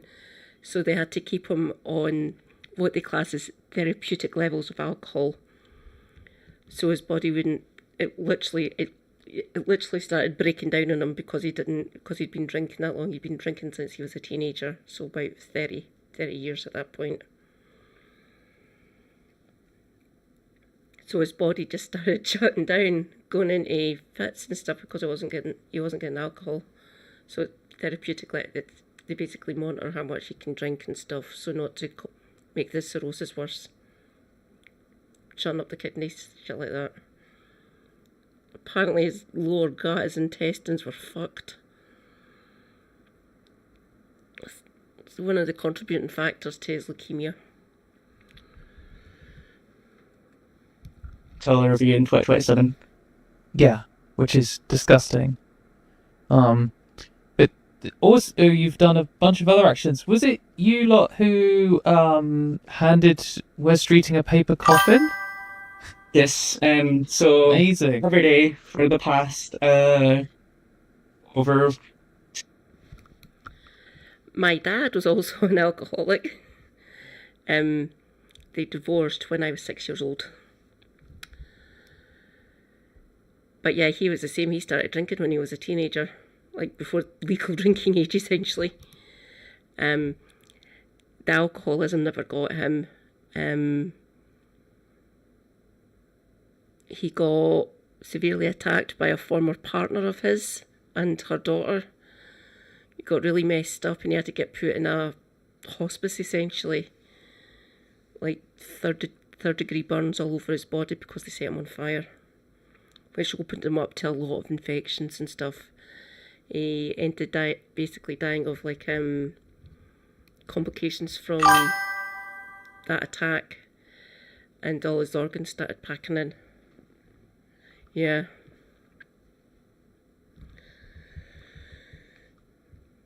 So yeah, both my uncle by marriage and my dad were both alcoholics. Mind you, so was my mum's oldest brother. Not oldest brother, second oldest brother. So boy, girl. Hang on. Boy, girl, twins, twin boys, boy.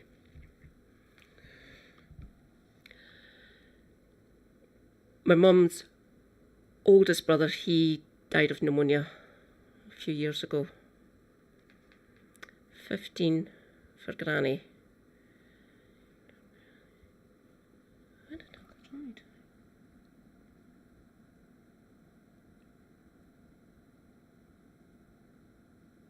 Ago. So my mum's eldest brother, my granny's firstborn, died about 8 years in. I'm sure it's 8. Yeah. He died 7 years after Gran. That's right. He died of pneumonia. He got an infection. He got pneumonia from. He was a sheet metal worker.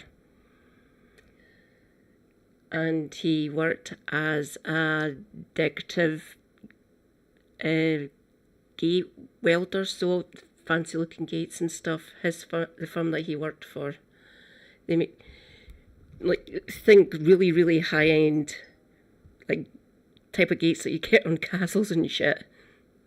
Upper class houses, blah blah blah blah blah. That's what he done. He was quite good at it. But he got an infection because he worked quite hard and he got pneumonia. And he got put in the hospital. He was there for a month. Then he passed. Next eldest died in a car crash when he was 18 years old. He was picking up his friends who had been at the pub. And another drunk driver. This was before they had seatbelt laws and stuff. This was fucking ages ago. And he got sideswiped and the car got spun out and got rammed right into a ditch. And he went through the windshield. That really upset my gran, apparently. That was her favourite boy. So he would have been 18. So my mum's eldest brother would have been 21 at that point. 260 days, I think. Since the ban puberty blockers, we've been leaving coffins outside of his constituency office every day without fail. We do it, and I'm so happy about that. And during one of his conferences, I believe it was, we had the opportunity to go there and hand him it in person and tell him our thoughts to his face. The first time he'd ever probably talked to a trans kid, actually. Probably. Because he spends all his time talking to conversion therapists and saying he sympathises with them trying to hurt their children. But yeah, LGBT Alliance. Yes, exactly. I like that one. West Streeting this month isn't for you. Oh, by the way, he's our Health and Social Care Secretary and he's gay. He is not welcome at Pride because he is a monster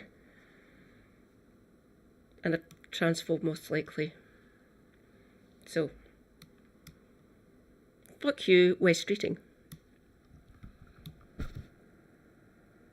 In particular, that whole like thing of making a show of handing or leaving paper coffins outside his constituency, someone's got to clean it up. I'm sure that he gets some help to do it, to get rid of them, but it's like really symbolic, and the determination to have done it for like 200 plus straight days is amazing. I hope it's kept up. I found it inspiring. I believe we were offered a meeting from West Streeting, but he ended up just stopped replying to us after being offered that meeting, so it says a lot. Yeah, I'd be surprised if he's ever gonna engage.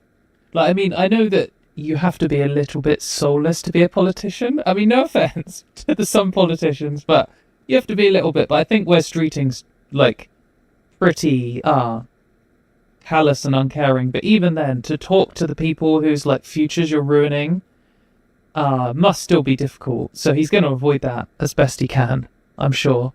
Yeah. Was it also Trans Kids Deserve Better who released Locusts at the LGBT Alliance conference?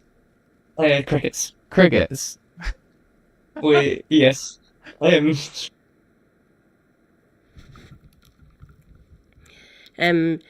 LGBT Alliance is like lesbian, gay, bisexual, basically cis people are people who are on the rainbow, but they're transphobic. They're delightful. I distance myself from them. I'm bisexual myself, and I don't believe in what they stand for. No, thank you. I'm here for the whole rainbow. Thank you. We went through enough fucking persecution over the centuries. Get to fuck.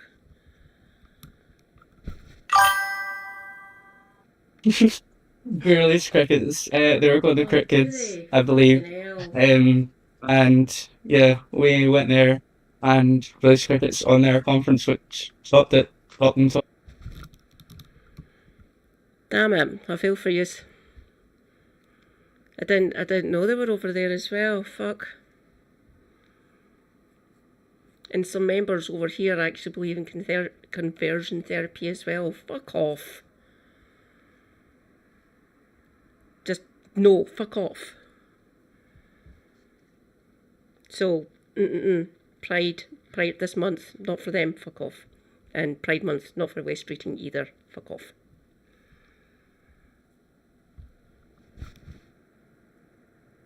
Talking about very transphobic things, and very proud of that one as well. Yeah, I mean, shutting down the LGBT Alliance, like, hate speech conference is definitely direct action. Like, that's the kind of thing that, like, I just feel like there needs to be more protests in general, like peaceful protests against all these hate group things. I was just doing research for this show, watching some discussion with, like, all of the who's who of all these, like, transphobic extremists, like Sex Matters and all that kind of stuff. And they're just all having this discussion in the room, using slurs about trans people, saying we don't deserve human rights and stuff. They're like, where are the... we need more protests, making it so it's at least uncomfortable for them to be doing these things, and so they don't feel like they're just unopposed. So I feel like, as an insect nerd, I feel like I do have to say I'm a little bit worried about the well-being of the crickets, but I do think that it definitely made the news. I think that's one of the things that Trans Kids Deserve Better has done so well at, is it, like, the news really avoids trying to talk about trans people positively or saying like what we want, and you seem to have managed to do quite a few things which have broken through into the news. How do you come up with all your ideas? So all the ideas and action and things, they're made by us. They're ideas from kids. We plan it, we facilitate it all, we fund it. Feel free to clip me, by the way, if you want. Every time I keep on forgetting to say that when I'm live. Feel free to clip me so I can build up my clip library. So anytime anyone does a shout out for me, it's a better clip than the ones that... There's one decent one that I love desperately. It is amazing. I love it. One that's not too bad, and the other two or three, I believe, are all crap. I didn't know how to quite clip myself when I was doing it. Oops. So I'll put a shout out to everyone. Just clip away. Clip away, clip away, clip away. And with help from donations from the public. And yeah, it's us who are fighting for our rights. It shouldn't have to be us. We should be free to study for exams that are upcoming, but we are busy fighting for our lives. On the point about the crickets, we bought ones that were specifically going to die soon. Yeah. So we didn't want, just any consolation. I'm not being too judgy. I did recognise the like pots. They're the ones you get from like shops for feeding lizards. So, they probably had a better end life than the ones who got eaten by a lizard. But yeah, no, I think it's really great that it's like by kids for kids. You're coming up with your own ideas. Like, I think that's really incredible.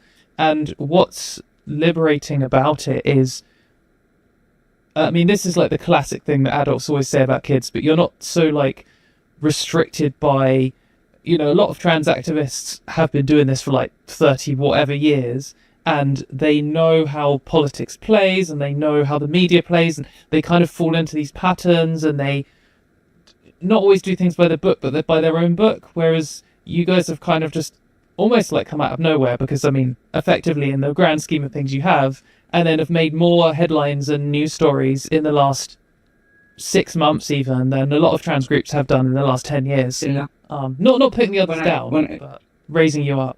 Yeah. When it comes to making headlines, so obviously with the Glasgow protest, we made the front cover of 2 printed publications and multiple online ones, and we're happy that we have that sort of awareness. That's why we do this, is to spread the awareness. But the fact that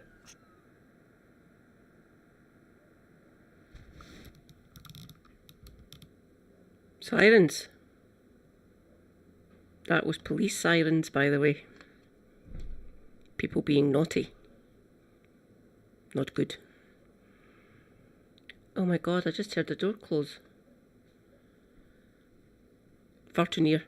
Fuck. Give me a minute.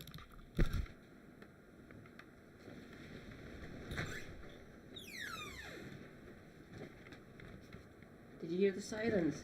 It's an ambulance. It's down on Clark.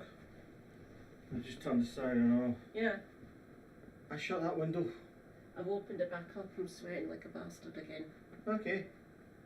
from midnight onwards, you can mop up the rain. It's going to be fucking I'll storming do in. it. Yeah, I know, you showed me. Hang on, I need a hug. Hot flushes are fucking awful. I don't think it was that warm.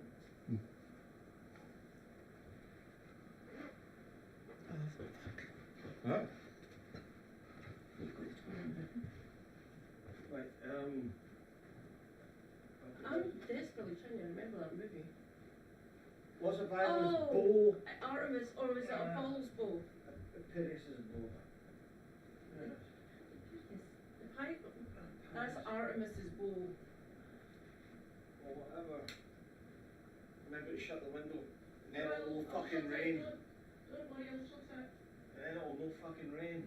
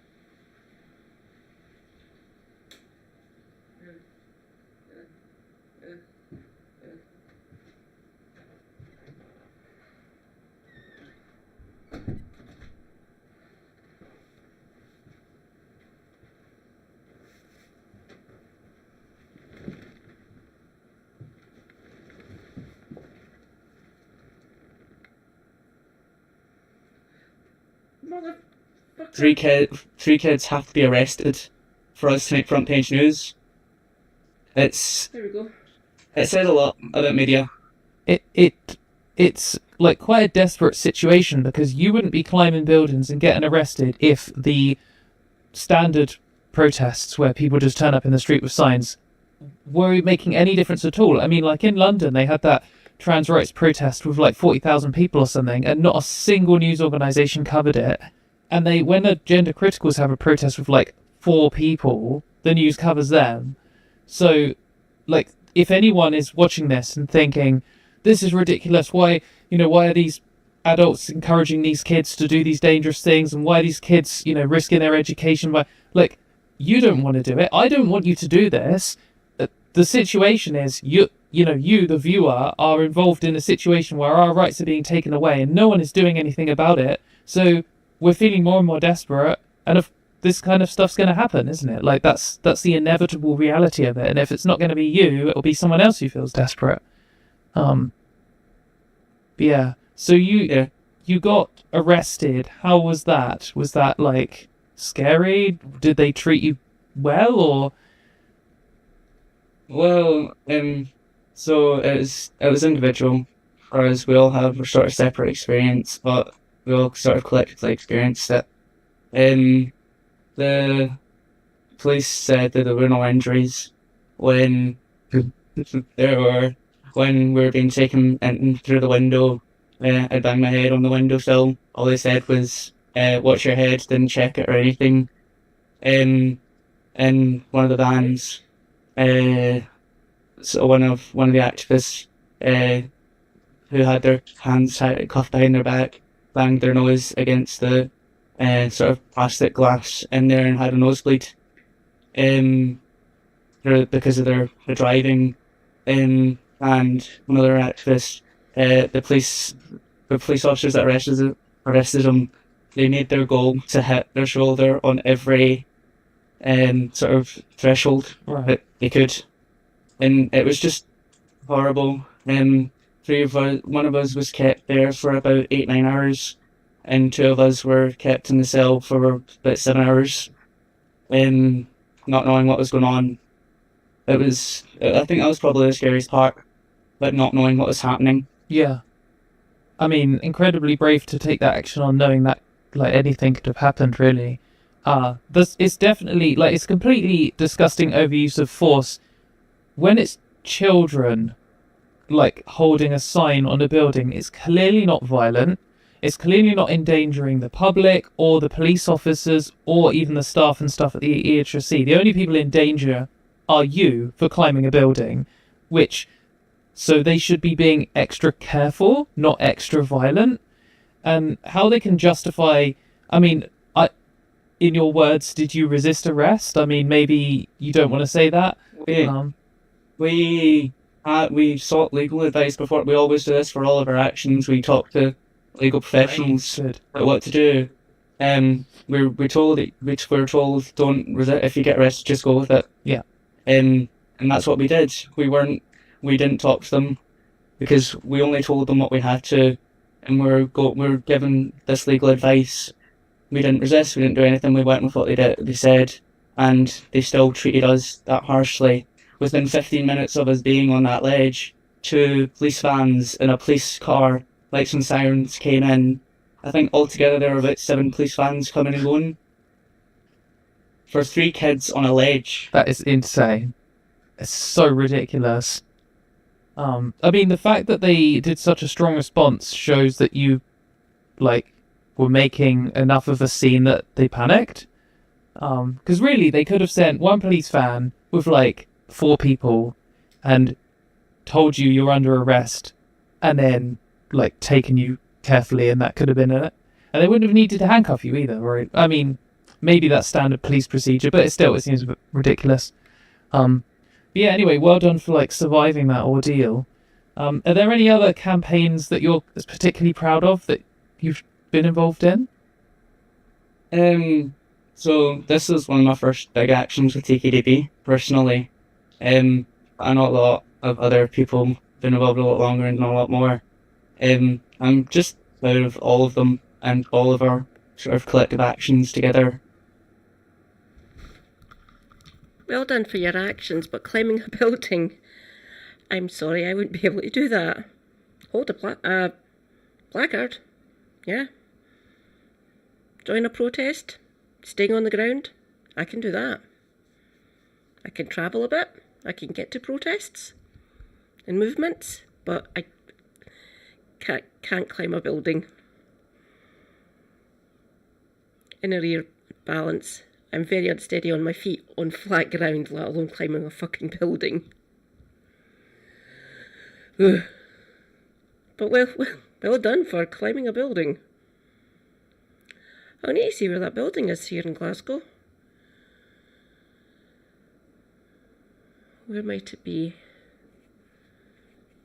Newton Terrace, maybe? Bath Street? There's lots of government buildings there. There's lots of Georgian and Victorian buildings here and in the city centre in different parts of it. Then there's modern, what would be classed as brutalist architecture. I know all the brutalist ones, you wouldn't be able to climb them. They're smooth concrete and glass usually. So if they managed to climb a building, it was probably one of the Georgian ones. So that narrows down where that office could be. But Athenaeum. Is it the Athenaeum? Give me a minute.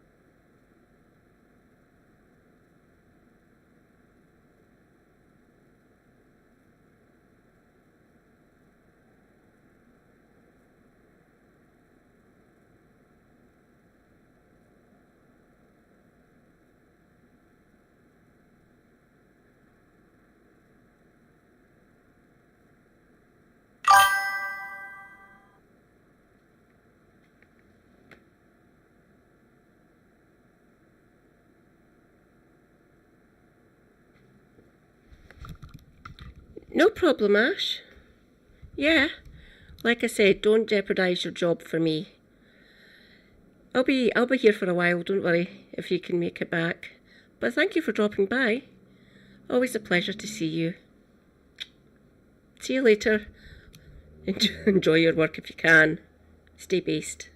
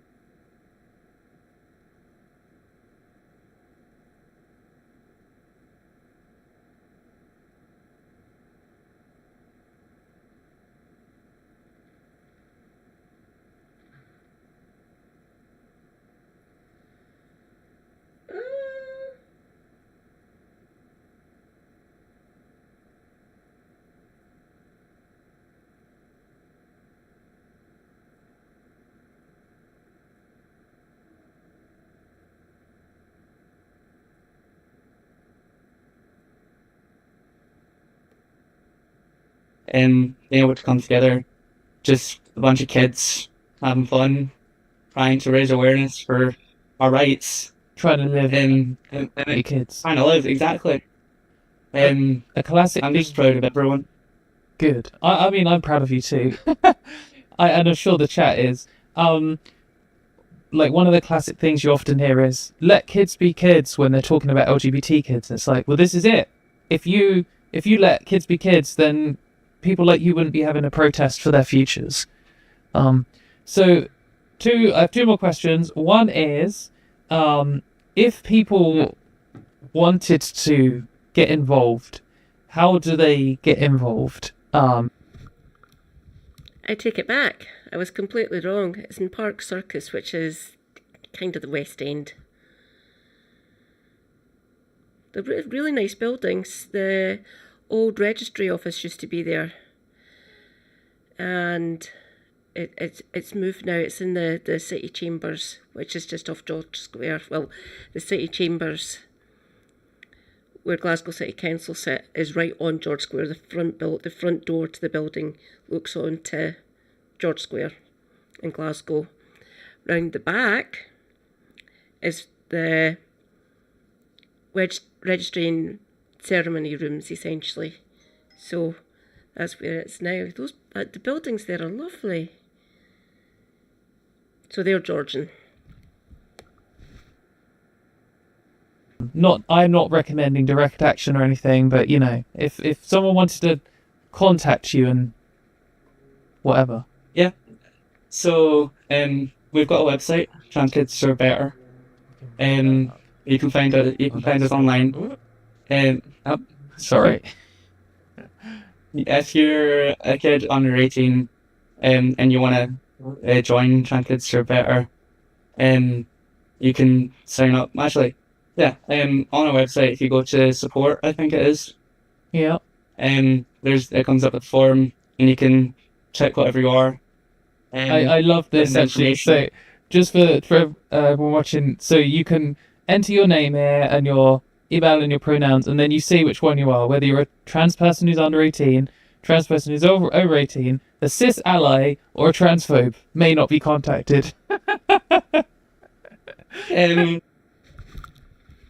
Cis ally, who's 46 years old and can't climb buildings.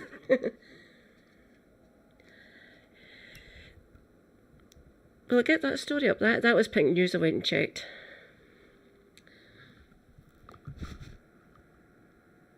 Yeah. So what happens if you sign up as an adult is you get added to our adult supporter chat, where we sort of just contact you if we need help or support for actions. If you're a kid, you join us.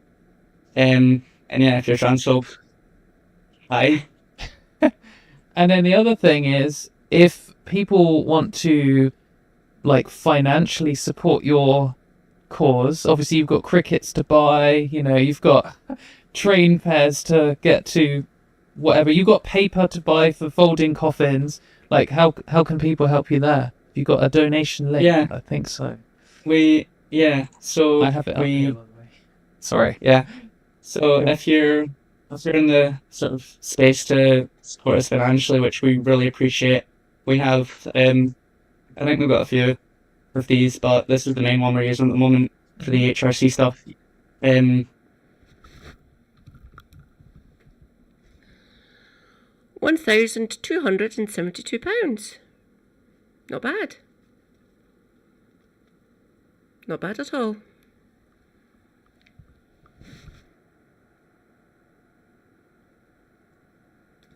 If you can just donate there, we heavily appreciate it.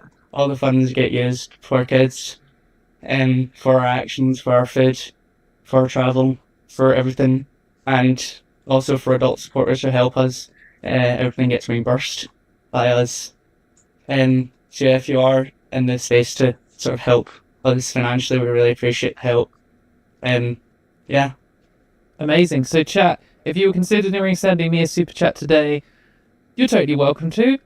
But maybe your money would be better spent donating a few pounds, if you have them spare, to Trans Kids Deserve Better, because they're out here literally fighting for their futures, and I'm sure that everyone watching cares about them having futures. Yeah, so thank you very much for coming on and like talking about Trans Kids Deserve Better, and I feel like we often see your actions and your statements, but it's good to like see some of the human side behind it. Have you got anything else you want to, like, any shout outs you want to give, or any other like upcoming protests or anything you want to talk about, or? Just to everyone in Trans Kids Deserve Better, go amazing. I joined really recently, and you have been amazing to welcoming me. It's such a great community, and I love them all. Thank you to the adult supporters and anyone supporting us. Yeah, thank you for supporting us. Well, thanks very much for coming on and telling us all about it, and I hope chat appreciated that and the opportunity to hear from you, and good luck in your future endeavours, and I hope you avoid getting arrested in future, but no, we'll see.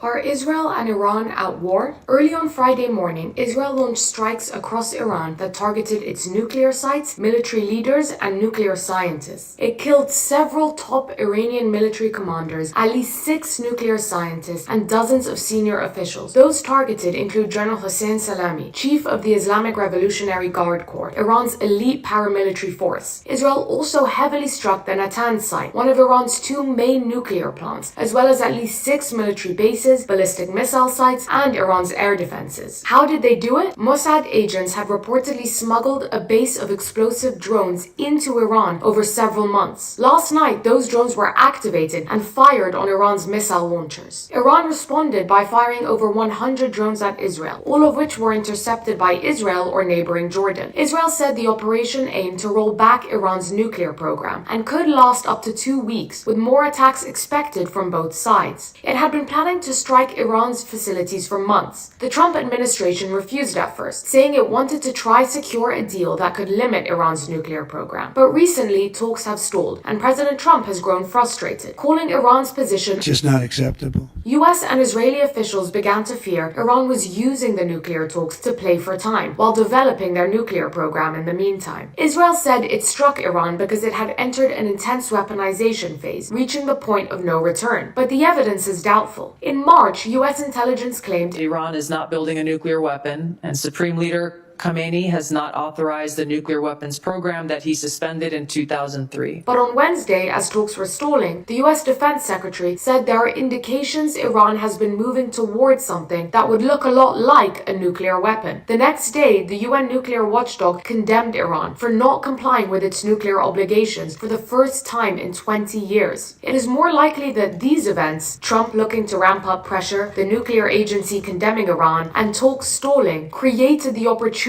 for Israel to put its months-long plan into action. It also follows pressure on Israel's government, which narrowly survived a no-confidence vote on Thursday. Netanyahu is desperate to keep ultra-Orthodox parties in his coalition, after they've threatened to leave over his failure to exclude them from the military draft. The US and the Gulf countries distanced themselves from the attacks, largely to avoid Iranian retaliation. The US said afterwards that it was not involved in strikes against Iran, and Israel took unilateral action, warning Iran not to target US interests or personnel in response. But Trump later wrote an aggressive post on Truth Social, warning that Iran must make a deal before there is nothing left and should just do it before it is too late, warning that there is much more to come. Many Gulf states also quietly hope a weakened Iran will pose less of a regional threat, even as they worry about retaliatory strikes. The US and the Gulf seem happy to play the good cop to Israel's bad cop, allowing Israel to apply the military pressure that makes Iran friendlier at the negotiating table. But whether this will happen is unclear. Israel did not just target nuclear sites. It decapitated Iran's senior military leadership, much like it did to Hezbollah last year. And it struck residential buildings in central Tehran, where Iran's senior commanders and scientists lived. All of this once again highlighted Israel's deep intelligence penetration of Iran's leadership. Israel also reportedly killed Ali Shamkhani, a senior advisor who was leading nuclear talks with the US. Iran's officials saw this as killing any chances for nuclear diplomacy, and Lebanon's Al Mayadeen channel later reported that Iran had pulled out of the next round of talks with the US, scheduled for Sunday. This is perhaps the weakest Iran's leadership has been since it first came to power in 1979, when it was immediately invaded by Saddam Hussein's Iraq. Now, with not only its nuclear sites, but its military leadership, infrastructure, and air defenses under attack, it may feel it has little to gain from negotiations and nothing to lose from retaliation. Or, like Hezbollah, it may feel forced to accept a ceasefire with little other options left. As leaders around the world urge restraint, Israel's military is preparing for days or potentially of direct conflict with Iran, eager to seize this opportunity. Israel's government has declared a state of emergency. Israelis are stockpiling supermarket goods, remaining within 10 minutes of shelters, and cancelling large gatherings. But for now, the big fear that Hezbollah would fire on northern Israel seems to be gone, as the Lebanese group said it would not get involved. In the meantime, just how far Israel's attacks on Iran will go, and whether it will dismantle not just its military, but the leadership itself, is yet to be seen over the next few days.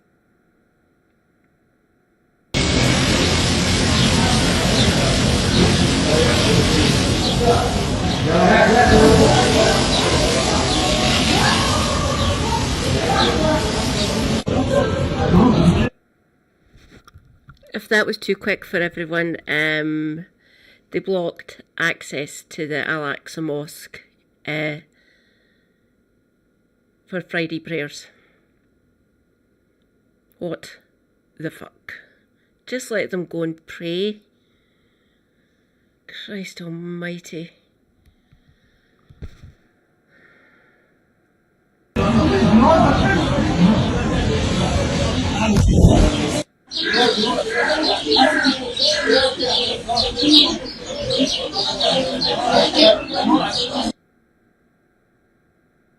Right, so last night Israel passed the point of no return. Not my words, the words of Netanyahu's chief of staff, Ayal Zamir, as it happens, as an... Okay, the lovely Shanna found me. Where is it? Oh, right, we'll watch this one first. Then we'll do LA riots and the Musk-Trump feud. This is Against the Stream, Revolutionary Communist International. I might go and check out their page tomorrow whilst the Super Hubby's out shopping for us. We have 2 burgers left, and we don't have any burger buns or rolls to put them on, so we need rolls.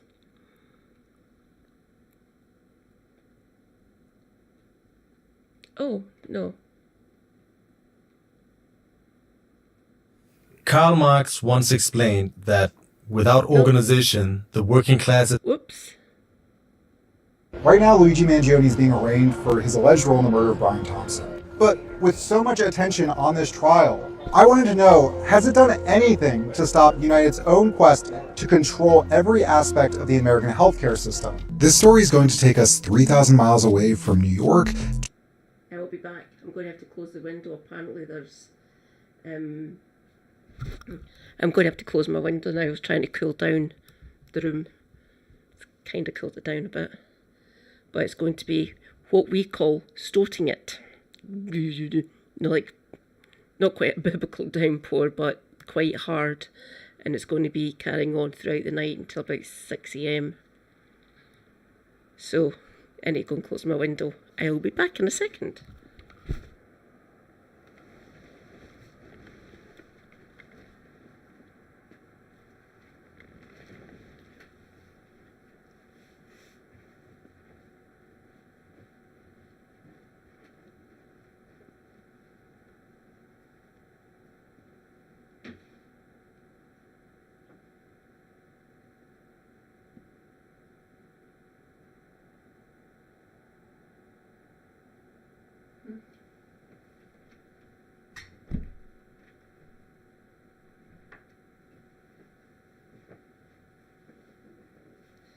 Ambulance is still there.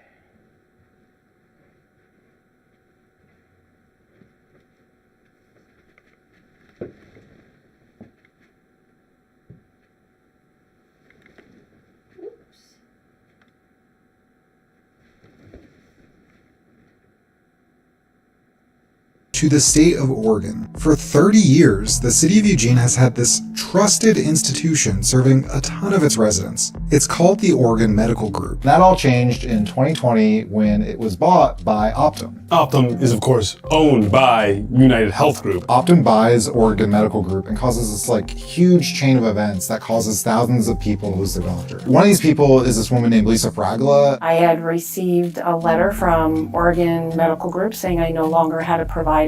So when I got an irregular mammogram, I experienced a lot of anxiety and fear because I wasn't sure how to navigate my health care. In Eugene, these doctors really did not like practicing medicine for the sake of United Healthcare shareholders. So a bunch of doctors did the hard thing. They just left, leading to this huge shortage of doctors in Eugene. The doctors couldn't even tell their patients that they had left. They had signed these non-competes, so they couldn't tell them, and they couldn't practice in the area. It's taken many people in my community 2 years to find a new primary care provider. Lisa Fragala was able to get the care she needed outside of an Optum-run facility. She ran for the Oregon House of Representatives, and she won. And with the majority leader over there, Ben Bowman, they're supporting this legislation to make sure that corporations like United cannot dictate how doctors practice medicine. Most states in the country have what's called a corporate practice of medicine law. Basically, what it says is that physicians or advanced practice providers have to own and control medical clinics. The problem is there are loopholes in these laws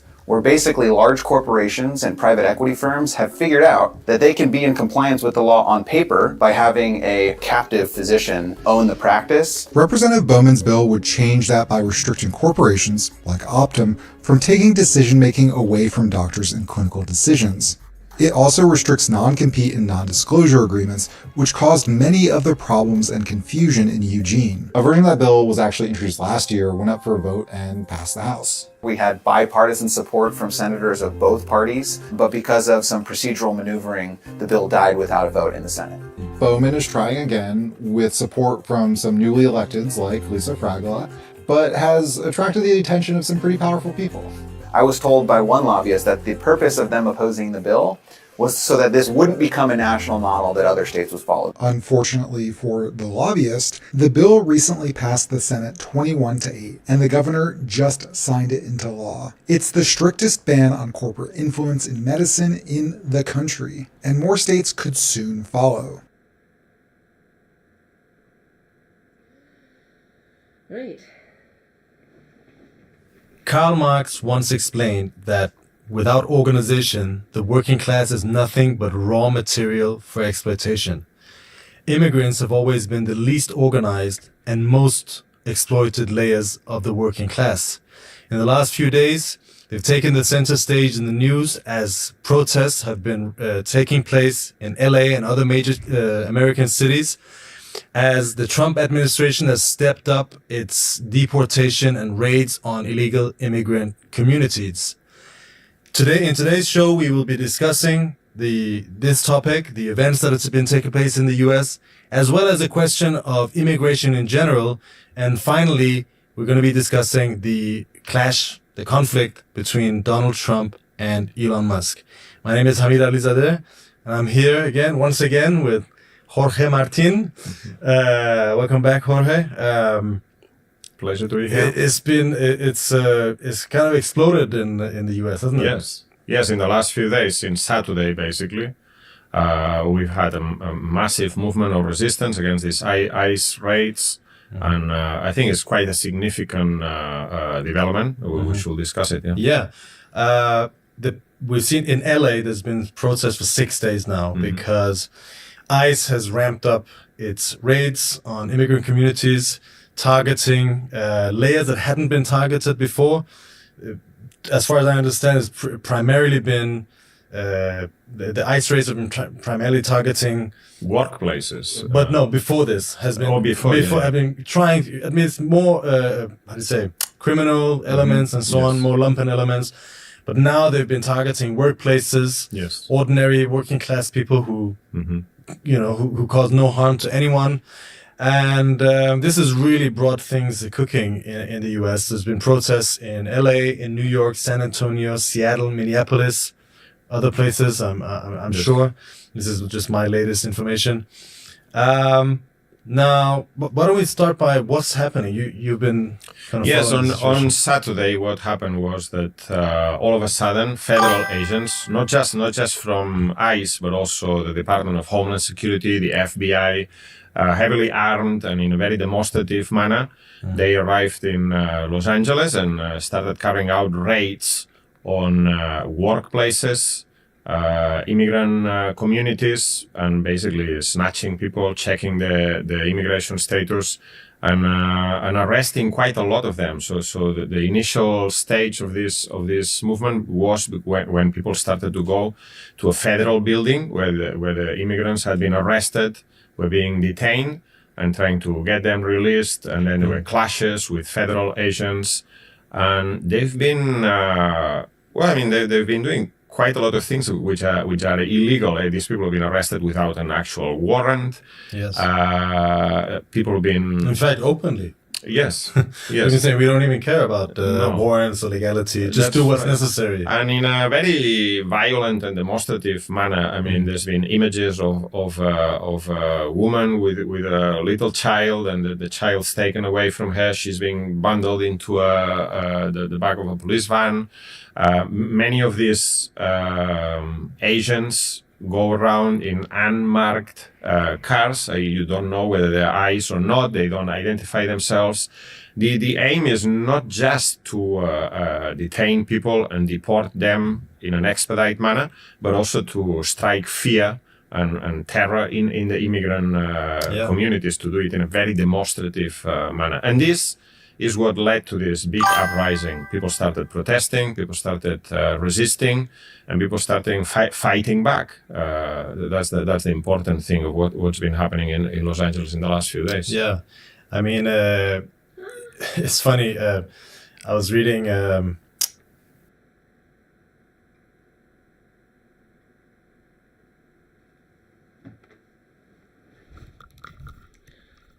Rejoice, comrades! The ever awesome Scribby has arrived. Scribby, my comrade, welcome in.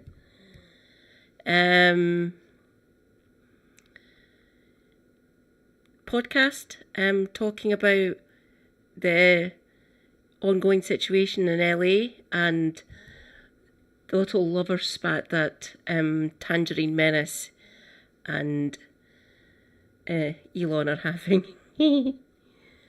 That bit should be quite fun. Great to see you, by the way. Reuters, which was saying that Trump has been pushing and pushing for immigration to be ramped up, but ICE had trouble getting above the certain limit. Had a problem getting above what Biden was the deporting. numbers of Biden, which we'll get back to on the question of the Democrats. But clearly, you have here a Trump administration, a few months in, coming in with a big fanfare, big hoo-ha, not really delivering on any of his promises. He promised a war in Ukraine within 24 hours or 48 hours. That's not happened. He promised peace in Gaza. That's definitely not happened. He promised to rein back inflation, which is probably the biggest and most important promise he made. It's not happened. In fact, the U.S. economy is tanking. Is grinding to a halt or slowing down. It's had all these problems with the tariff policies. The tariffs have completely backfired, and in fact, he hasn't even managed to push them through. He was talking about a massive tariff regime, but most things he had to step back from. And even immigration, which, in his world would be an easy win, he didn't manage to supersede Biden's figure. That says a lot about Biden, by the way, as well. Yes. Biden was deported the record amount in American history. No one deported as many people as Biden did.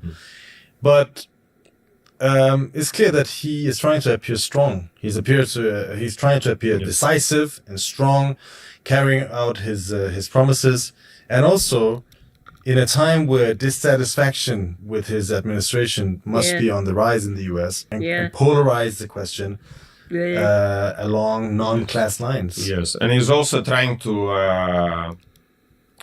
present this image that the Democrats are in favor of crime. Yes. That because there's been this protest and this fight back against immigration raids, then he's decided to send the National Guard. This is the first time since 1965, I think, that the National Guard. I said earlier on, and I'll say again now that you're here, Scrivy, clip away. I need to build up my clip library. It's always fun. So if you manage to get anything good from me, that might be quite fun to hear when people shout me out and stuff. So feel free to clip me. It'll be fun. Has been sent by the president into a state against the wishes of the state's governor, in this case Newsom, a Democrat, who said that he doesn't want the National Guard there. Not only the National Guard, I think it's 2,000 troops. Someone was saying the other day that there are now more. Oh, for freaking da! That has paused. What he is doing is illegal. Full stop. He's meant to actually ask the governor of said state to do this, or the governor invites in the federal troops. So what he is doing is illegal.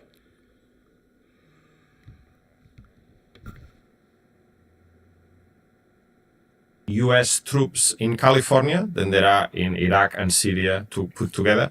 So anyway, he sent the National Guard troops on the streets to enforce these immigration raids. And now he's also sent the Marines. I think it's about 700 Marines from Camp Pendleton have been deployed on the streets of Los Angeles. So it's not, I mean, he's trying to achieve several aims. One, to divert attention from the other failings of his policies. Number two, to strike fear into the immigrant communities and divide the working class along immigrant, non-immigrant, or rather amongst between undocumented and documented workers. But there's also a racial element to this, obviously, because it's now attacking mainly Latino workers, but also there's been raids on Chinese communities and so on. So anyway, he's trying to divide the working class. And finally, he's trying to present this image that the Democrats are in favor of chaos, violence, insurrection he's talking about. So there's a political motivation as well as other motivations behind this. California's governor, Gavin Newsom, he's a potential presidential candidate next time around. He's been out calling Trump an authoritarian and denouncing the sending of national troops to California. But it rings a little bit hollow. Yes, it's all a bit of a theater because then Trump said, "Okay, I'm going to arrest Newsom," and Newsom has said, "Okay, come and arrest me." And it's a very choreographed confrontation. The mayor of Los Angeles, Bass, she's also come out and said, "We're in favor of democracy. We're a sanctuary city," and so on. But as a matter of fact, in practice, most of the repression, I was talking to comrades in California the other day, and most of the repression is being carried out not by the National Guard, which also participated, but mainly by the Los Angeles Police Department, the LAPD, which is a hated police force, racist police force using brutality and violence against minorities and immigrant communities and so on. They've been the ones mainly deployed in order to enforce the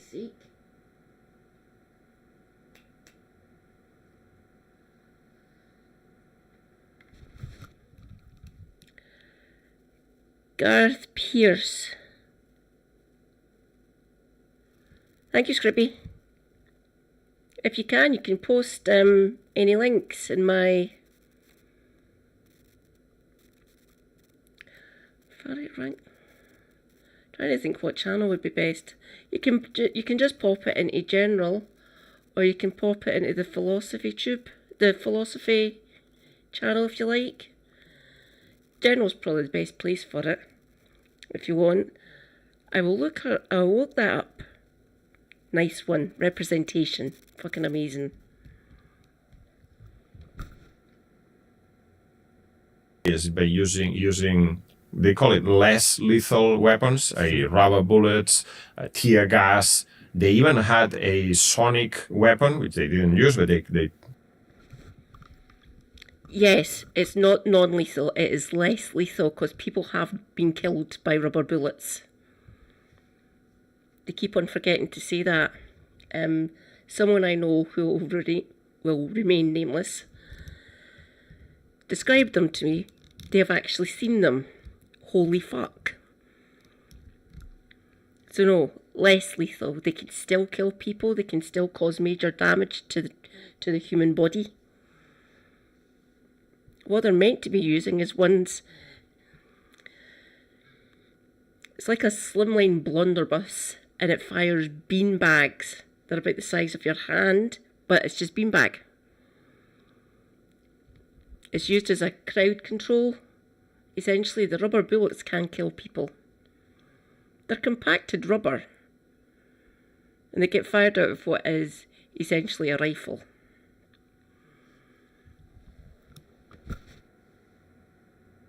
Like super dense, and they're fucking huge. They're about that size. So from the bottom of your hand to about the middle of your finger here fucking massive and they're really thick. But not thick.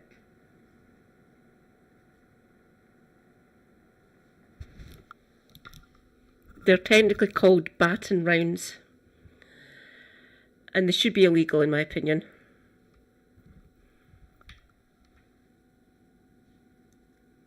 They took it out just for, It's a for horrible intimidation. And so it's mainly the Democrats or police forces, the sheriffs also being involved. Police forces under the command of the Democrats, in this case the Democratic mayor of Los Angeles, they've been carrying out most of the repression or fully participating in the repression. The mayor of Los Angeles has declared a curfew now for I think 2 nights running. So basically, you don't have the right to be out on the streets. You don't have the right to assemble or protest or demonstrate. So yeah, they criticize Trump and they say, oh. I bet the nighttime economy's fucking loving that. Having a curfew. So like bars, restaurants, burger joints, nightclubs, dance halls, things like that. That'll hit their bottom line. Oh no, can't make the green. So I bet the service sector, the nighttime economy, I think they'll all be kind of pissed off. I wonder who they're more pissed off at. The people protesting and stuff, or ICE and your lovely president. Ooh. I'm blaming the administration. I don't know why Karen Bass done that.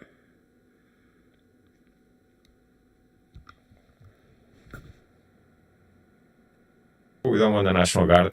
Well, in practice, what they're saying is we can deal with these protesters with our own police. Our repression is better than Trump's repression.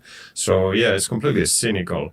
Never mind the fact that you just mentioned that Biden, in the same space of time, deported more migrants than what Trump has done. That doesn't make Trump better on migration, but it certainly makes Biden worse than Trump.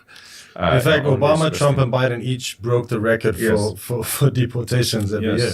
Yes. Our comrades, you mentioned our comrades have participated. Just for anyone who wants to read, we have an article on Marxist.com. Yeah, which has been written by the Congress in Los Angeles, the Revolutionary Communists of America in LA. Very, very good article. And we also appeared in Wall Street Journal. Yes. They interviewed one of our comrades, although they really distorted what she was saying and made it to be much more like a personal story. Whereas she said, no, I'm here because I'm a communist and a revolutionary.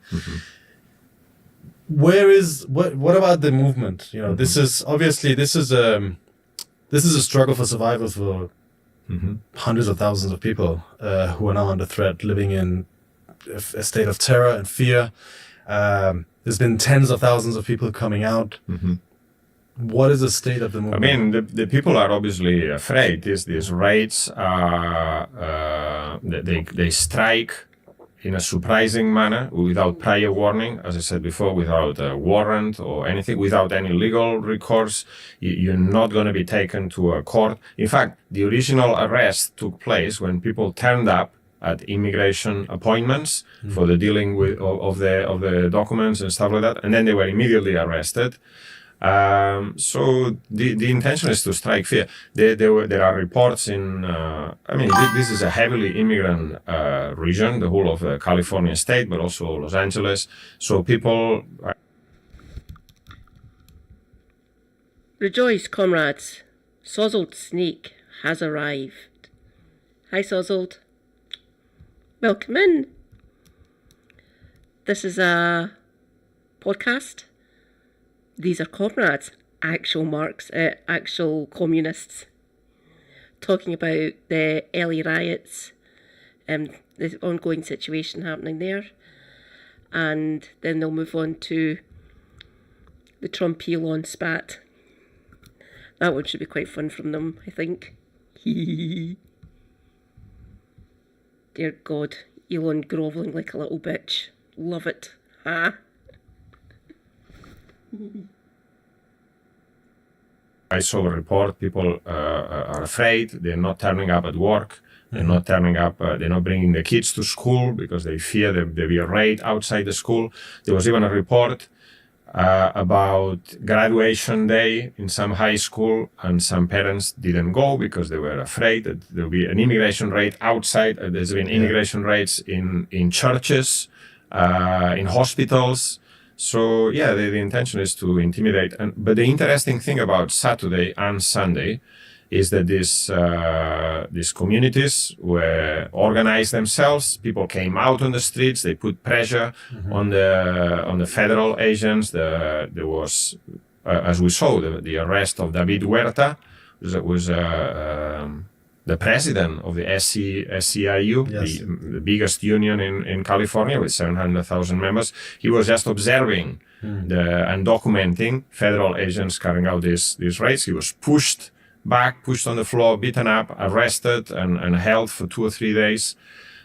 So people have been resisting. This is the important thing. The brutal intervention, shock intervention of federal immigration agents has provoked a reaction on the part of the communities. There has been the organization of community neighborhood patrols.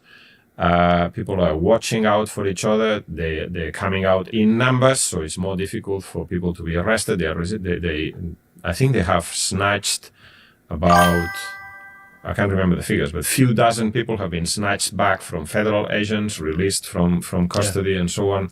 So I think that this is very important. The power, the strength of the working class is able to fight back, but only if there is certain degree of organization. The main problem with these protests, which were big on Sunday, about 10,000 people came out on Sunday, blocked the main freeway. The main problem is that this has been very spontaneous. There's no leadership. It's mainly young people are at the forefront of this movement, mainly from the immigrant communities. You could say that some of the methods that we have seen used in revolutionary uprisings in Latin America in recent times, in Chile in 2019, in Ecuador, in Colombia during the national strike, they're now being used, to defend people defending themselves from the police, from forces of repression. But the main problem is that the movement is still very spontaneous. It lacks leadership, coordination, organization. It could be much stronger. I will also say that the unions have taken a passive approach to this, even though this David Huerta, who's the president of the SEIU, 700,000 strong union, he was arrested. And yeah, the SEIU issued a statement saying we're going to mobilize, but they didn't really use the industrial muscle that they have. Never mind calling strikes, or they didn't even mobilize their membership to proper demonstrations, pickets, and stuff like that. So yes, this is the really striking thing, because I was reading some of the reports from our comrades in the U.S. was saying that the protests are more or less leaderless, and more or less anyone can go up and take the lead. In a country which does have unions, does have strong unions, and this is an important part of the work. This is a significant part of the working class. Literally the working class, i.e. the workers, the undocumented workers, who are under fierce attack. And no one has really taken any action besides some statements and moralistic outbursts, or even called out what this really represents, which is it's not just an attack on the undocumented immigrants. It's an attack on the whole working class. Yes. Because it undermines the position of the working class as a whole. So the question is, what is our program? What is a program that the movement needs in order to succeed? At the moment, it's kind of like a desperate struggle against repression. But in reality, what the unions need to explain is that, look, these people, the undocumented immigrants, are, and we'll get back to this in the next segment, but they form a significant part of the workforce. And they're an important way for the bosses to keep wages down for the working class as a whole. this idea that they're stealing jobs and that's in reality is the bosses that's using the precarious nature of these people to undermine the wages and the conditions of the whole of the working class. Yeah. The real target is the whole working class, not just these guys. So surely the first demand would be legalization and an organization. That's right. But no one is raising these things. Another thing I was thinking is most of the major unions are, although that's starting to change, but they've been backing the Democrats. A big part of the American working class rebelled against the Democrats. They hate the Democrats because they see them as a representative of the rich, of big business, of everything that's wrong with their lives, of the ones. Well said, Sozzled.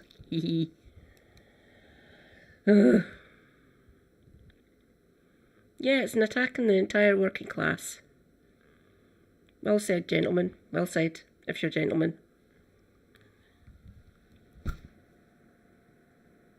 Were carrying, they were squeezing their lives every single day.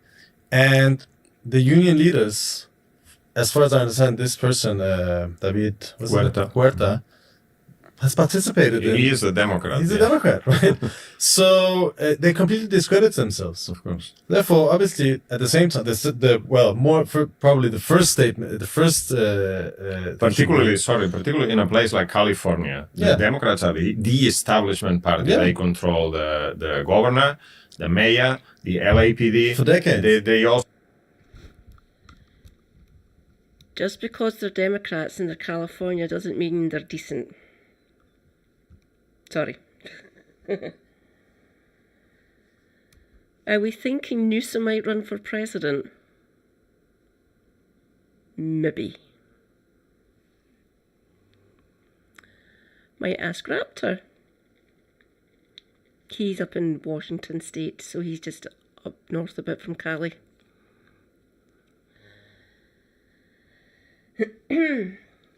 So, what do we think? Fuck it, I'll do a poll.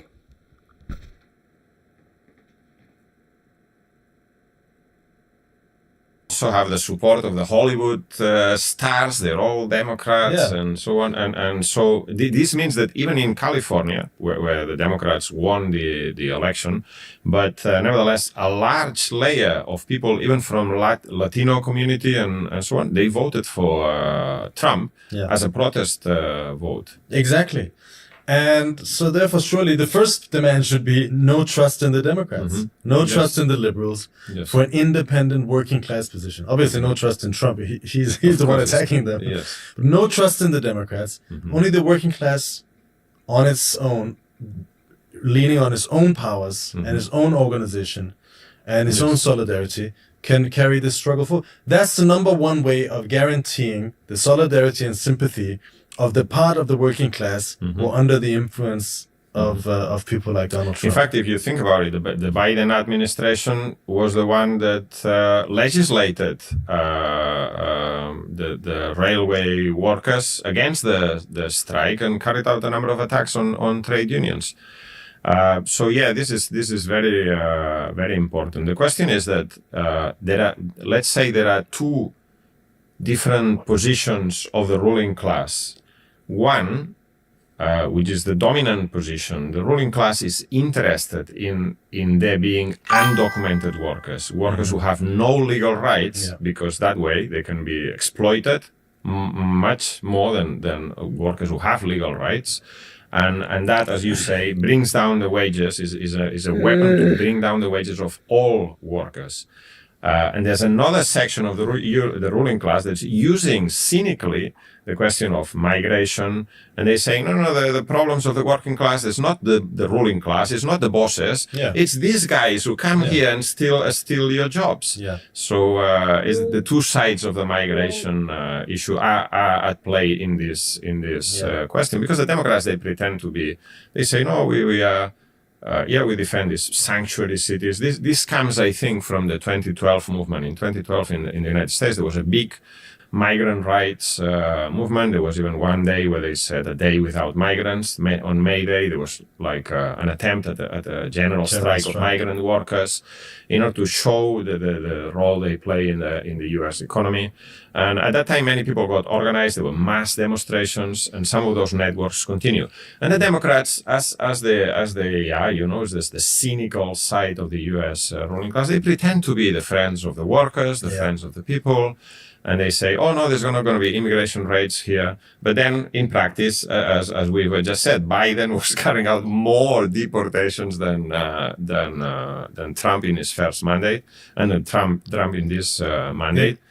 Just to interject, sorry about that. But there was this Obama aide who, during Trump's presidency in 2018, when there was talk about the children in cages that Trump was putting in, he tweeted these pictures of children in cages, only to realize that they were from the Obama era. Yes. So it's just the liberals. Yes. If Trump does it, don't put children in cages. Thank you. The liberals do it with try to cover over monsters. Whereas in reality, they're carrying out the same policies. Yes.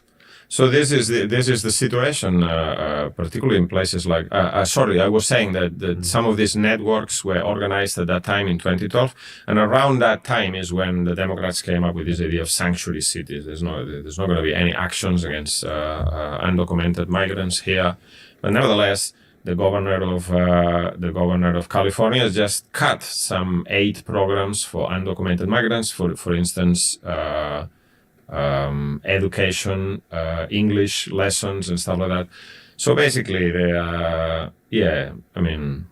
pretend, but they're just very cynical. And Trump is more brutal because he wants to use this appearance of being tough and sending people to a jail in El Salvador or whatever, because that also plays into the idea that he wants to project that undocumented migrants are basically, all of them are violent criminals and stuff like that. The enemy within. Yeah.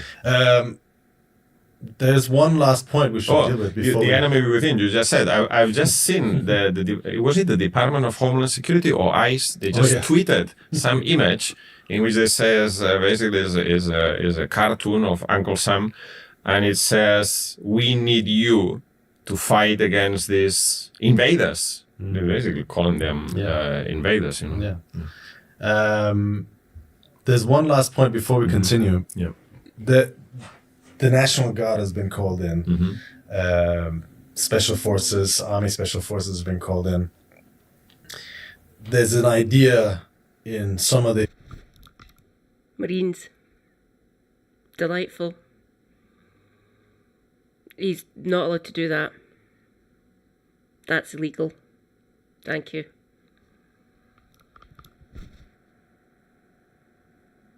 The bourgeois, especially the liberal papers, that authoritarianism. Newsom called Trump an authoritarian, and there's this idea that this is a power grab and a dictatorship developing in the U.S. But as you were saying, the main violence actually is being. Thank you for dropping by, Sozold. Always a pleasure. It's great to see you.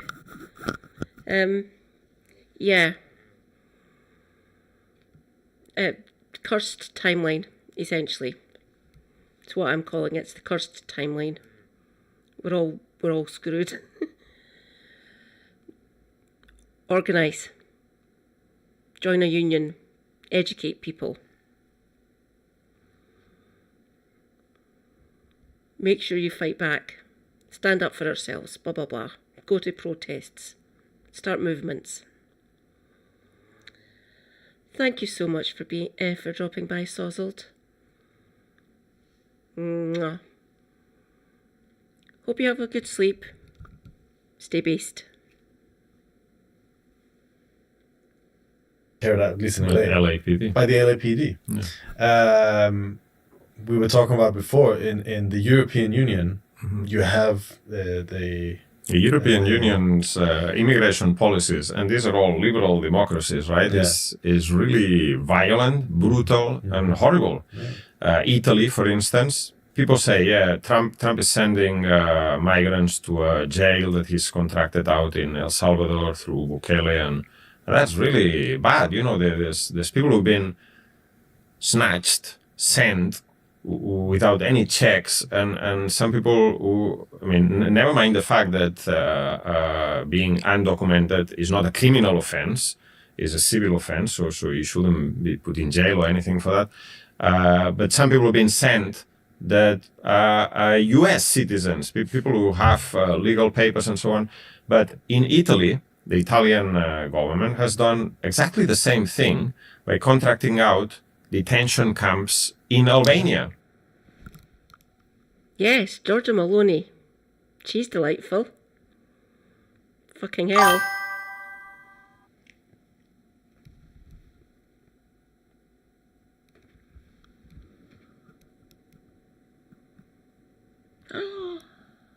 Oh, thank you, James Holmes. Comment for the algorithm. Thank you for doing that. Much appreciated.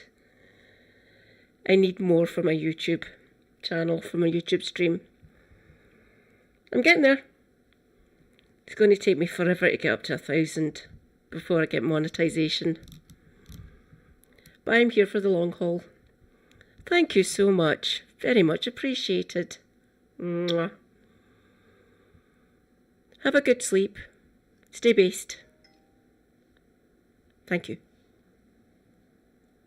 Yeah. Which in the end didn't work, I think, but the European Union is also paying Libya to have basically detention camps, concentration camps where conditions are brutal, people are tortured, attacked, and so on in Libya.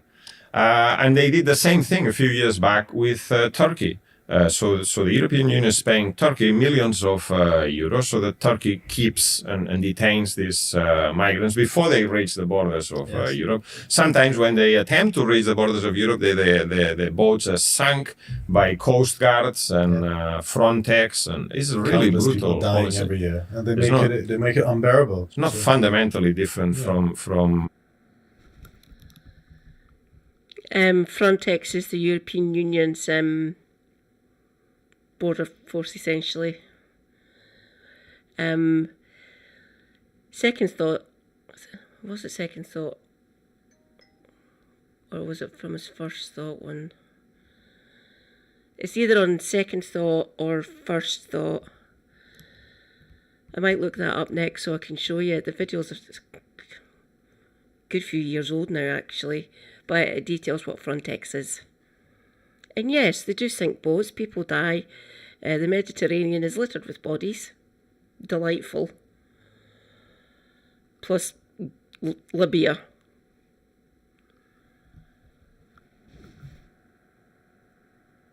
From Trump. Perhaps Trump is more demonstrative in his ways that he is using, but fundamentally the policy is the same. Yes. And with the same aims. Yes.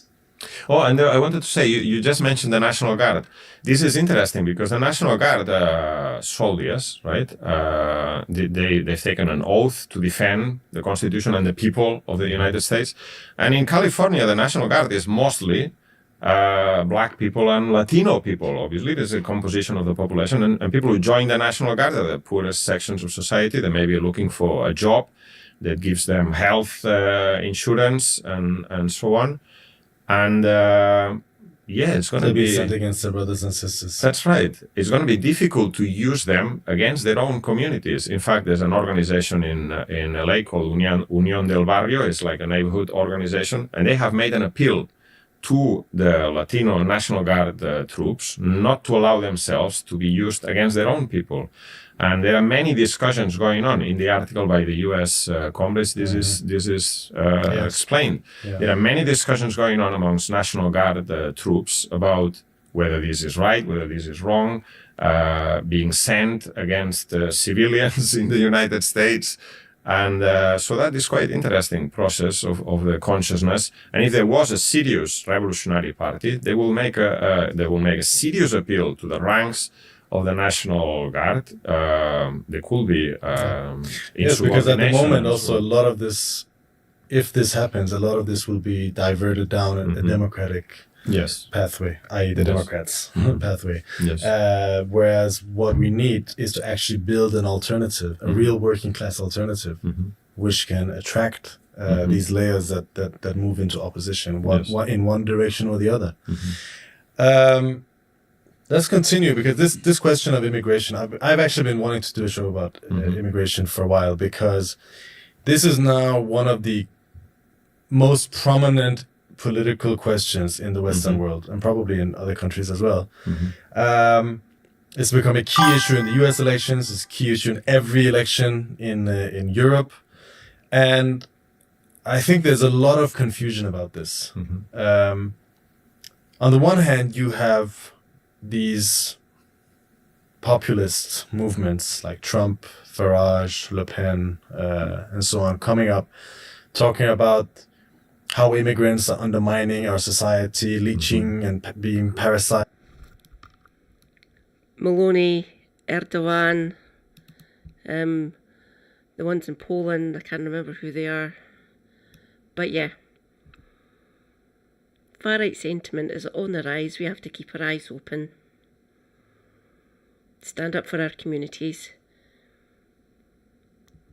Whatever ones you may be part of, obviously. Scottish. Well, first thing I support and stand up for this.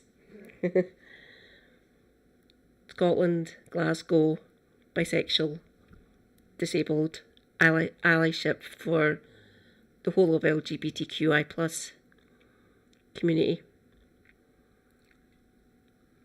Family, obviously, as well. So yeah. I have lots of intersections. It's leeching off of our benefits and welfare and so on. And on the other hand, you have the liberal argument, which is a moralistic, oh, this is we should be good to immigrants. And a growing layer of working class people, or let's say the populace, are finding an echo amongst a growing layer of working class people. And I think if you don't explain why this is happening, if you don't understand why this is happening, the only answer you can have is that they're all racist and backward and reactionary. Whereas it's true, there's a lot of racist and reactionary supporting these guys. I mean, Trump and so on, they have layers of petty bourgeois, middle class, lumpener. They are definitely reactionary. But for a lot of working class people... That doesn't explain why these ideas are growing at this particular time. Precisely. Why weren't they growing 50 years ago? Yeah. When life was a lot better for ordinary people. I think that maybe give you a hint. But the three kind of arguments that come up in all the polls that discuss immigrations. One is, I talk to a lot of working class people. I remember when I was an apprentice in a factory many years ago, I had this guy who was it was in Denmark, and he was a member of the Danish People's Party, which is kind of like a Farage type of organization. And he was saying, look, Hamid, there's just not enough resources. We can't accept so many at once. We need to slow it down. This was his thing. And to me, I mean, when I was discussing what are the resources that he's talking about? He's talking about the healthcare system, the education system, the welfare system, the social system. Well, that is where he feels the squeeze. That is where he feels the pressure. That is the explanation. It's not that he's just making it up. It's coming from somewhere. It has a basis in something. The second one is they're taking our jobs. But again, surely that is a sign of the pressures on the job market, where we know that exploitation has dramatically increased. The pressure at workplaces have dramatically gone up, and whereas wages have stagnated in most of the Western countries. And here you have a group of people who are brought in as extremely cheap laborers, not organized, without any kind of rights, and just squeezed and pushed and bullied into doing any work for more or less, the lowest possible price that you can imagine, just so they can survive. But surely that's a real grievance from working class people, that they are feeling the squeeze, that they have had it up to here. And then the last thing is the question of crime. And Fred, who is also a regular on this show, he was saying an interesting anecdote from Italian TV. There was a liberal academic who said, look, all statistics show that crime actually is no more in immigrant communities. In fact, in the US, undocumented immigrants consistently in research, study after study, it's been shown that they commit half the crime that documented people because they're afraid of being sent back. But there is a real, genuine feeling of insecurity, that things are falling apart, that society is not functioning, that something is there's a deep malaise, something is deeply wrong. And obviously then you can point your finger at these guys. A scapegoat, yeah. Convenient scapegoats. And the question is, why can they succeed? Why can demagogues like Trump and Farage and why can they succeed? Because no one else is offering an alternative to these real problems that do exist. Well said, comrade in red t-shirt. Yeah. People are disaffected. They're fed up with both Labour and the Tories. The Lib Dems don't hold a big enough sway across the country to actually get any power again in a majority government. They've currently got 72 MPs. Labour's got 412 and the Tories have 121. Reform have 5, the Greens have 4, the SNP have 9. I can't remember the makeup of the ones from Northern Ireland. There's DUP, Democratic Unionist Party. They're right-wing conversion therapy, anti-LGBTQ+. The DUP are absolutely mad. They're crazy policies, blah blah blah. So they're Ulster Unionists essentially. There's Alliance. They're like centre-ish, centre left maybe. I'm not sure many of them, and I'm not sure how many Plaid Cymru they are. That's the Welsh equivalent of the SNP. So it's Scottish National Party, Plaid Cymru, and Greens that I like. That I want them to win more seats, essentially. And hopefully at the Holyrood elections next year, Reform won't get any fucking MSPs or list MSPs. I will be campaigning, don't worry. I'm a Scottish Green Party member. So hopefully, if I'm feeling okay, then it's next a year away, essentially. I'll be able to go out canvassing for the Scottish Greens. That'll be fun. Watch this space. Crumbling down of the welfare state, the cuts in education. When Farage says, well, I mean, people can't get a doctor's appointment in this country, and that is actually true. It's true. He's not wrong. He's wrong. He's wrong for 4 years. He's wrong. He's wrong in saying. He's wrong in saying that this is the fault of immigrants. Yeah. But he's not wrong in saying that you cannot get a doctor's appointment. So. And no one is answering that question, right? Or the liberals are saying, "Oh, we should immigrants are welcome here," and from a moral point of view, right? And obviously there is a basic human solidarity sometimes that you can appeal to, but you need to deal with this question from a class point of view, or otherwise you will not be able to cut across this right-wing demagogy. the question is, where are the unions? Where are the working class organizations? Where are the working class parties? In Scandinavia, there's always discussion about integration.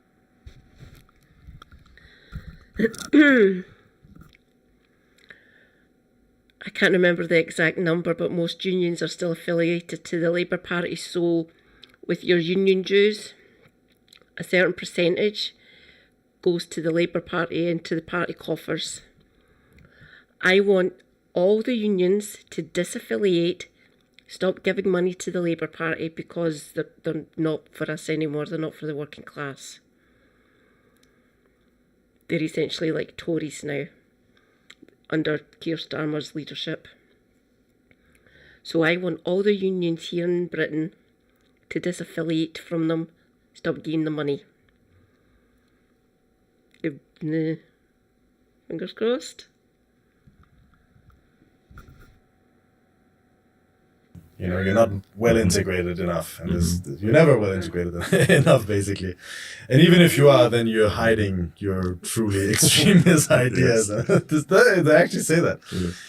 But one of the comrades some years ago actually made a very, very insightful comment. He said, integration into what? Because immigrants are integrated into capitalism, into class society, as a part of a working class, a heavily exploited part of the working class. But they're not integrated into the workers' movement.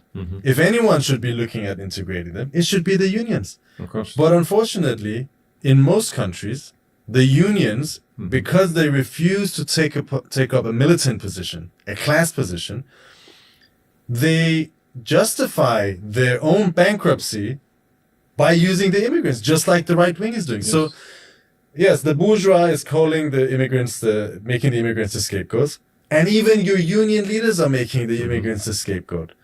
And so, obviously, for most working class people who, at this stage, are not in struggle, are not thinking deeply about the class struggle and their interests as working class people, that becomes a natural kind of thing to follow. There's no other alternative. But I will say this is not a new problem, right? This question of immigration is existed ever since capitalism has existed, and already Marx and Engels had to deal with it, and Lenin had to deal with it. And we have an article by Nicholas on the website, which is this question of border controls and so on. And he has a very good quote in there, which is from the Communist International, the fourth Congress of the Third International, the Communist International, in 1922. They passed a resolution on the question of, it's called the Eastern Thesis, right?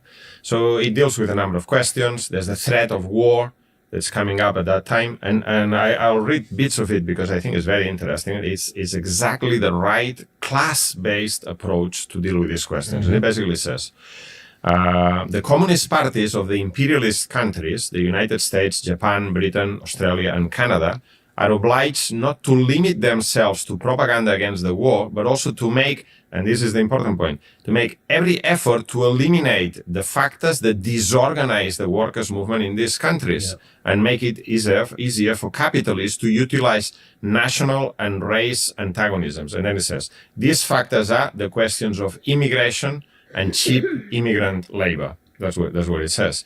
And how do you deal with these questions? It says basically because immigrant workers are recruited into the sugar plantations through the contract system.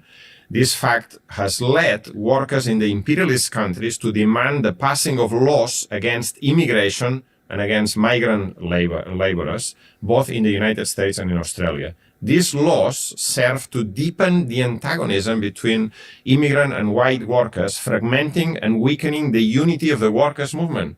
This is the important point. What's the impact of immigration from the point of view of the working class, necessary working class unity? And then it says, what's the answer? It says the communist parties of the United States, Canada, and Australia, in the imperialist countries, must wage a vigorous campaign against laws that restrict immigration, and explain that the proletarian masses of these countries, that they will too suffer, that they will to suffer harm because of the race hatred stirred up by these laws. So basically saying these laws serve to divide the workers along national lines. Migrant versus native, undocumented versus legal, and so on. And it says, the capitalists oppose such anti-immigration laws. I will say some capitalists, because the capitalists are divided on this question, some capitalists oppose anti-immigration laws because they are in favor of the free importation of cheap migrant labor as a means of driving down the wages of white workers, he says. And this is true. But then the answer, this is the most important part of this resolution, I will say. The answer is there is only one way to successfully counter the capitalists' intention to go over to the offensive. And the answer is this. The immigrant workers must be admitted into the existing trade unions. At the same time, the demand must be raised that the wages of migrant workers be brought up to the same level as the white workers pay. Through such a step, the communist parties will expose the capitalists' intentions and also demonstrate clearly to the migrant workers that the international proletariat does not harbor any racial prejudice. This is a class-based approach to the question of immigration. How do you deal with this question? How do you deal with the divisive impact of this question in the workers' movement? It's been used by both people like Trump, people like Biden, and so on. How you do it? By the unity of the working class. Workers must all be organized in the same unions.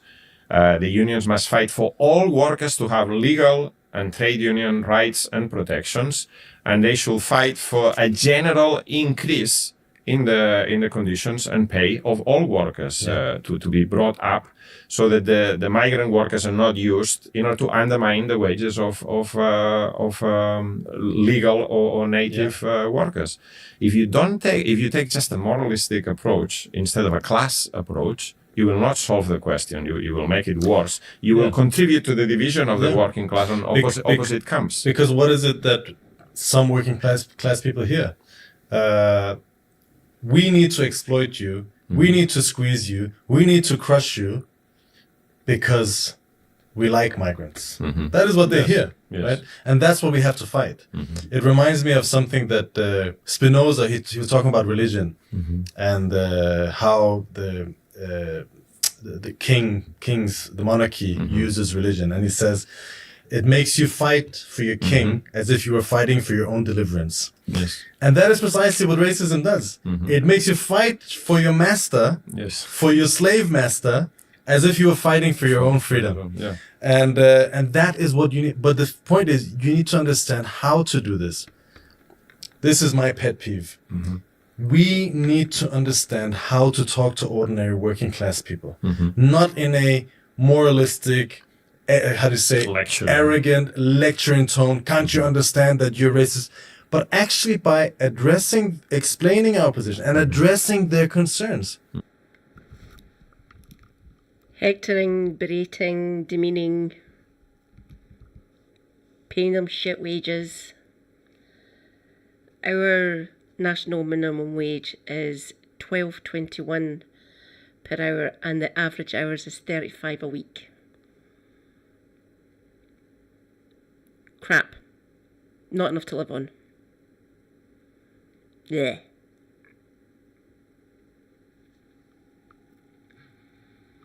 At least it's more than America. That is a joke. $7.25 an hour? Yeah. For fuck's sake, raise the minimum wage, America.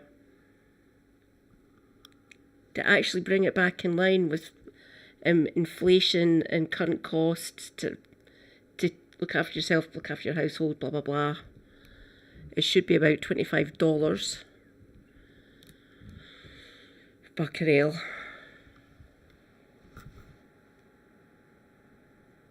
What are the concerns that people have? It's wages, living standards. That's the number one concern of working class people. Well, we need to explain how this is being used to undermine their wages. We also need to explain the question of imperialism. That's something we haven't dealt with. Where does this immigration come from?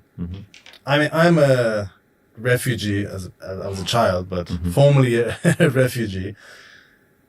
No one wants to do that. I'll tell you this: my mother did not want to leave her country because it took her 10 years to settle in a new country.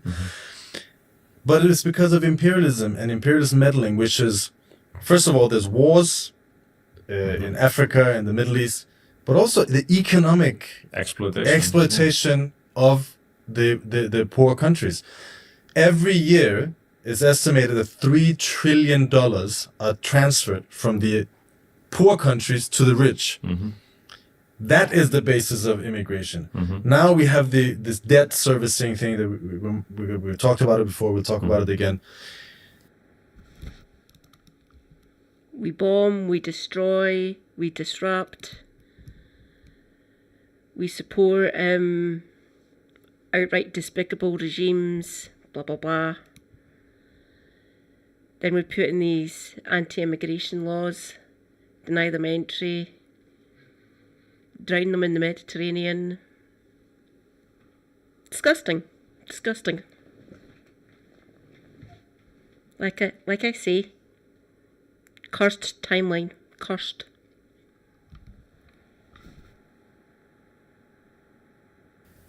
Debt interest rate payments from poor countries now is higher than the amount of money that they receive from any form of aid and so investment. So there's a giant exploitation, a crushing domination of American and Western imperialism over the rest of the world, over most of the world, which means what? Which is undermined living standards, which undermines any livelihood. Ordinary people just want to have a stable life, just want to eat, drink, be with their families. That's what most of the people on this planet want. And they can't have that because of the capitalists and in particular because of the imperialists. This is very clear in the case of the United States because in the United States in 1994, they signed the free trade agreement, or the North American Free Trade Agreement, NAFTA, between Canada, the United States, and Mexico. And the immediate impact of this was it destroyed the Mexican economy, including Mexican agriculture, because U.S. agriculture is capitalist agriculture, heavily mechanized, heavily subsidized, and they use methods that are much more productive.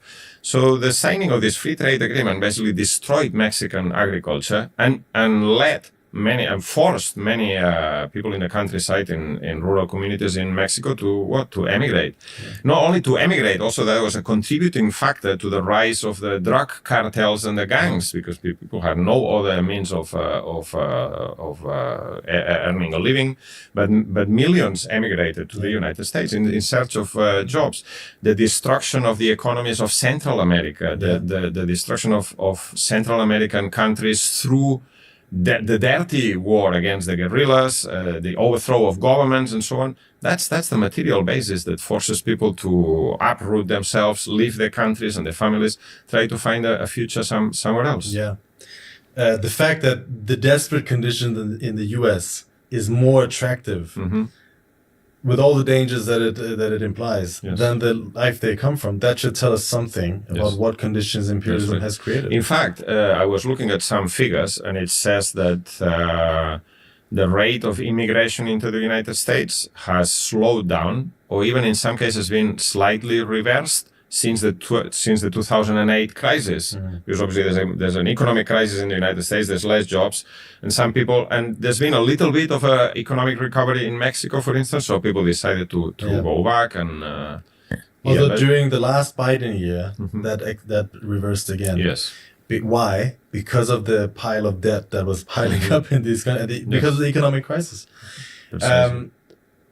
Another point is that union leaders should be explaining patiently and in a friendly manner to the workers is the real role of immigration. As you said before, big business has no interest in actually turning off immigration. No. In the US, immigrant labor, according to some studies, account for $2.2 trillion of GDP. That's around 8% of GDP. Undocumented labor. In the construction sector, which is a huge 5.5% of the economy, undocumented immigrants take up 12.7%. percent In hospitality, there's 1 million undocumented workers in hospitality, which is about 7.7% of the hospitality sector. 22% of all cooks. Yeah. I mean, they do make good food. and obviously they're heavily exploited. Trillions of dollars are being made off the back of these people, and they're paid nothing. You create a class which is disorganized, which is unorganized, which is afraid to say anything, which is afraid to organize itself or to talk back, or to do anything that the boss would be dissatisfied, and they would accept more or less any conditions. Again, as you said, and that they are used against the rest of the working class. Exactly. Yeah. One thing is interesting is, as you said, legal documented immigrants massively swung towards Trump in these elections. It was the group that swung the most, in fact. But for instance, in California, documented immigrants make up 40% of the construction sector. So surely, who are they competing with? Who are their closest? It's people who are coming in an undocumented manner, working for far less wages and much. And they think, oh well, if we get rid of these guys, that's what they're told at least. It's not. Yes. It's not because we're making super profits. It's not because we're making trillions of dollars. It's because of these guys. You can see we can't do anything. It's just the laws of the market. Yeah. It is the law of the market, and that's why obviously the market has to be abolished. but the point is, the capitalists need these guys, and we need to expose this. And finally, I would say this question of insecurity. Every day you look at the papers. Every day there's this immigrant or this person here in Britain or anywhere you go in the West killed this person or raped someone or assaulted someone, a knife crime, and you talk to people and they feel knife crime is on the rise. I don't even actually think it is at the moment, but that is the image that's created. And first of all, I think that's an absolutely false image. Created to what? To create a mood of insecurity, to create a mood that we're surrounded, we need the state, we need the bourgeois, we need the capitalist class. But also, I always think you sanction some guy, let's say, Oh God, ow.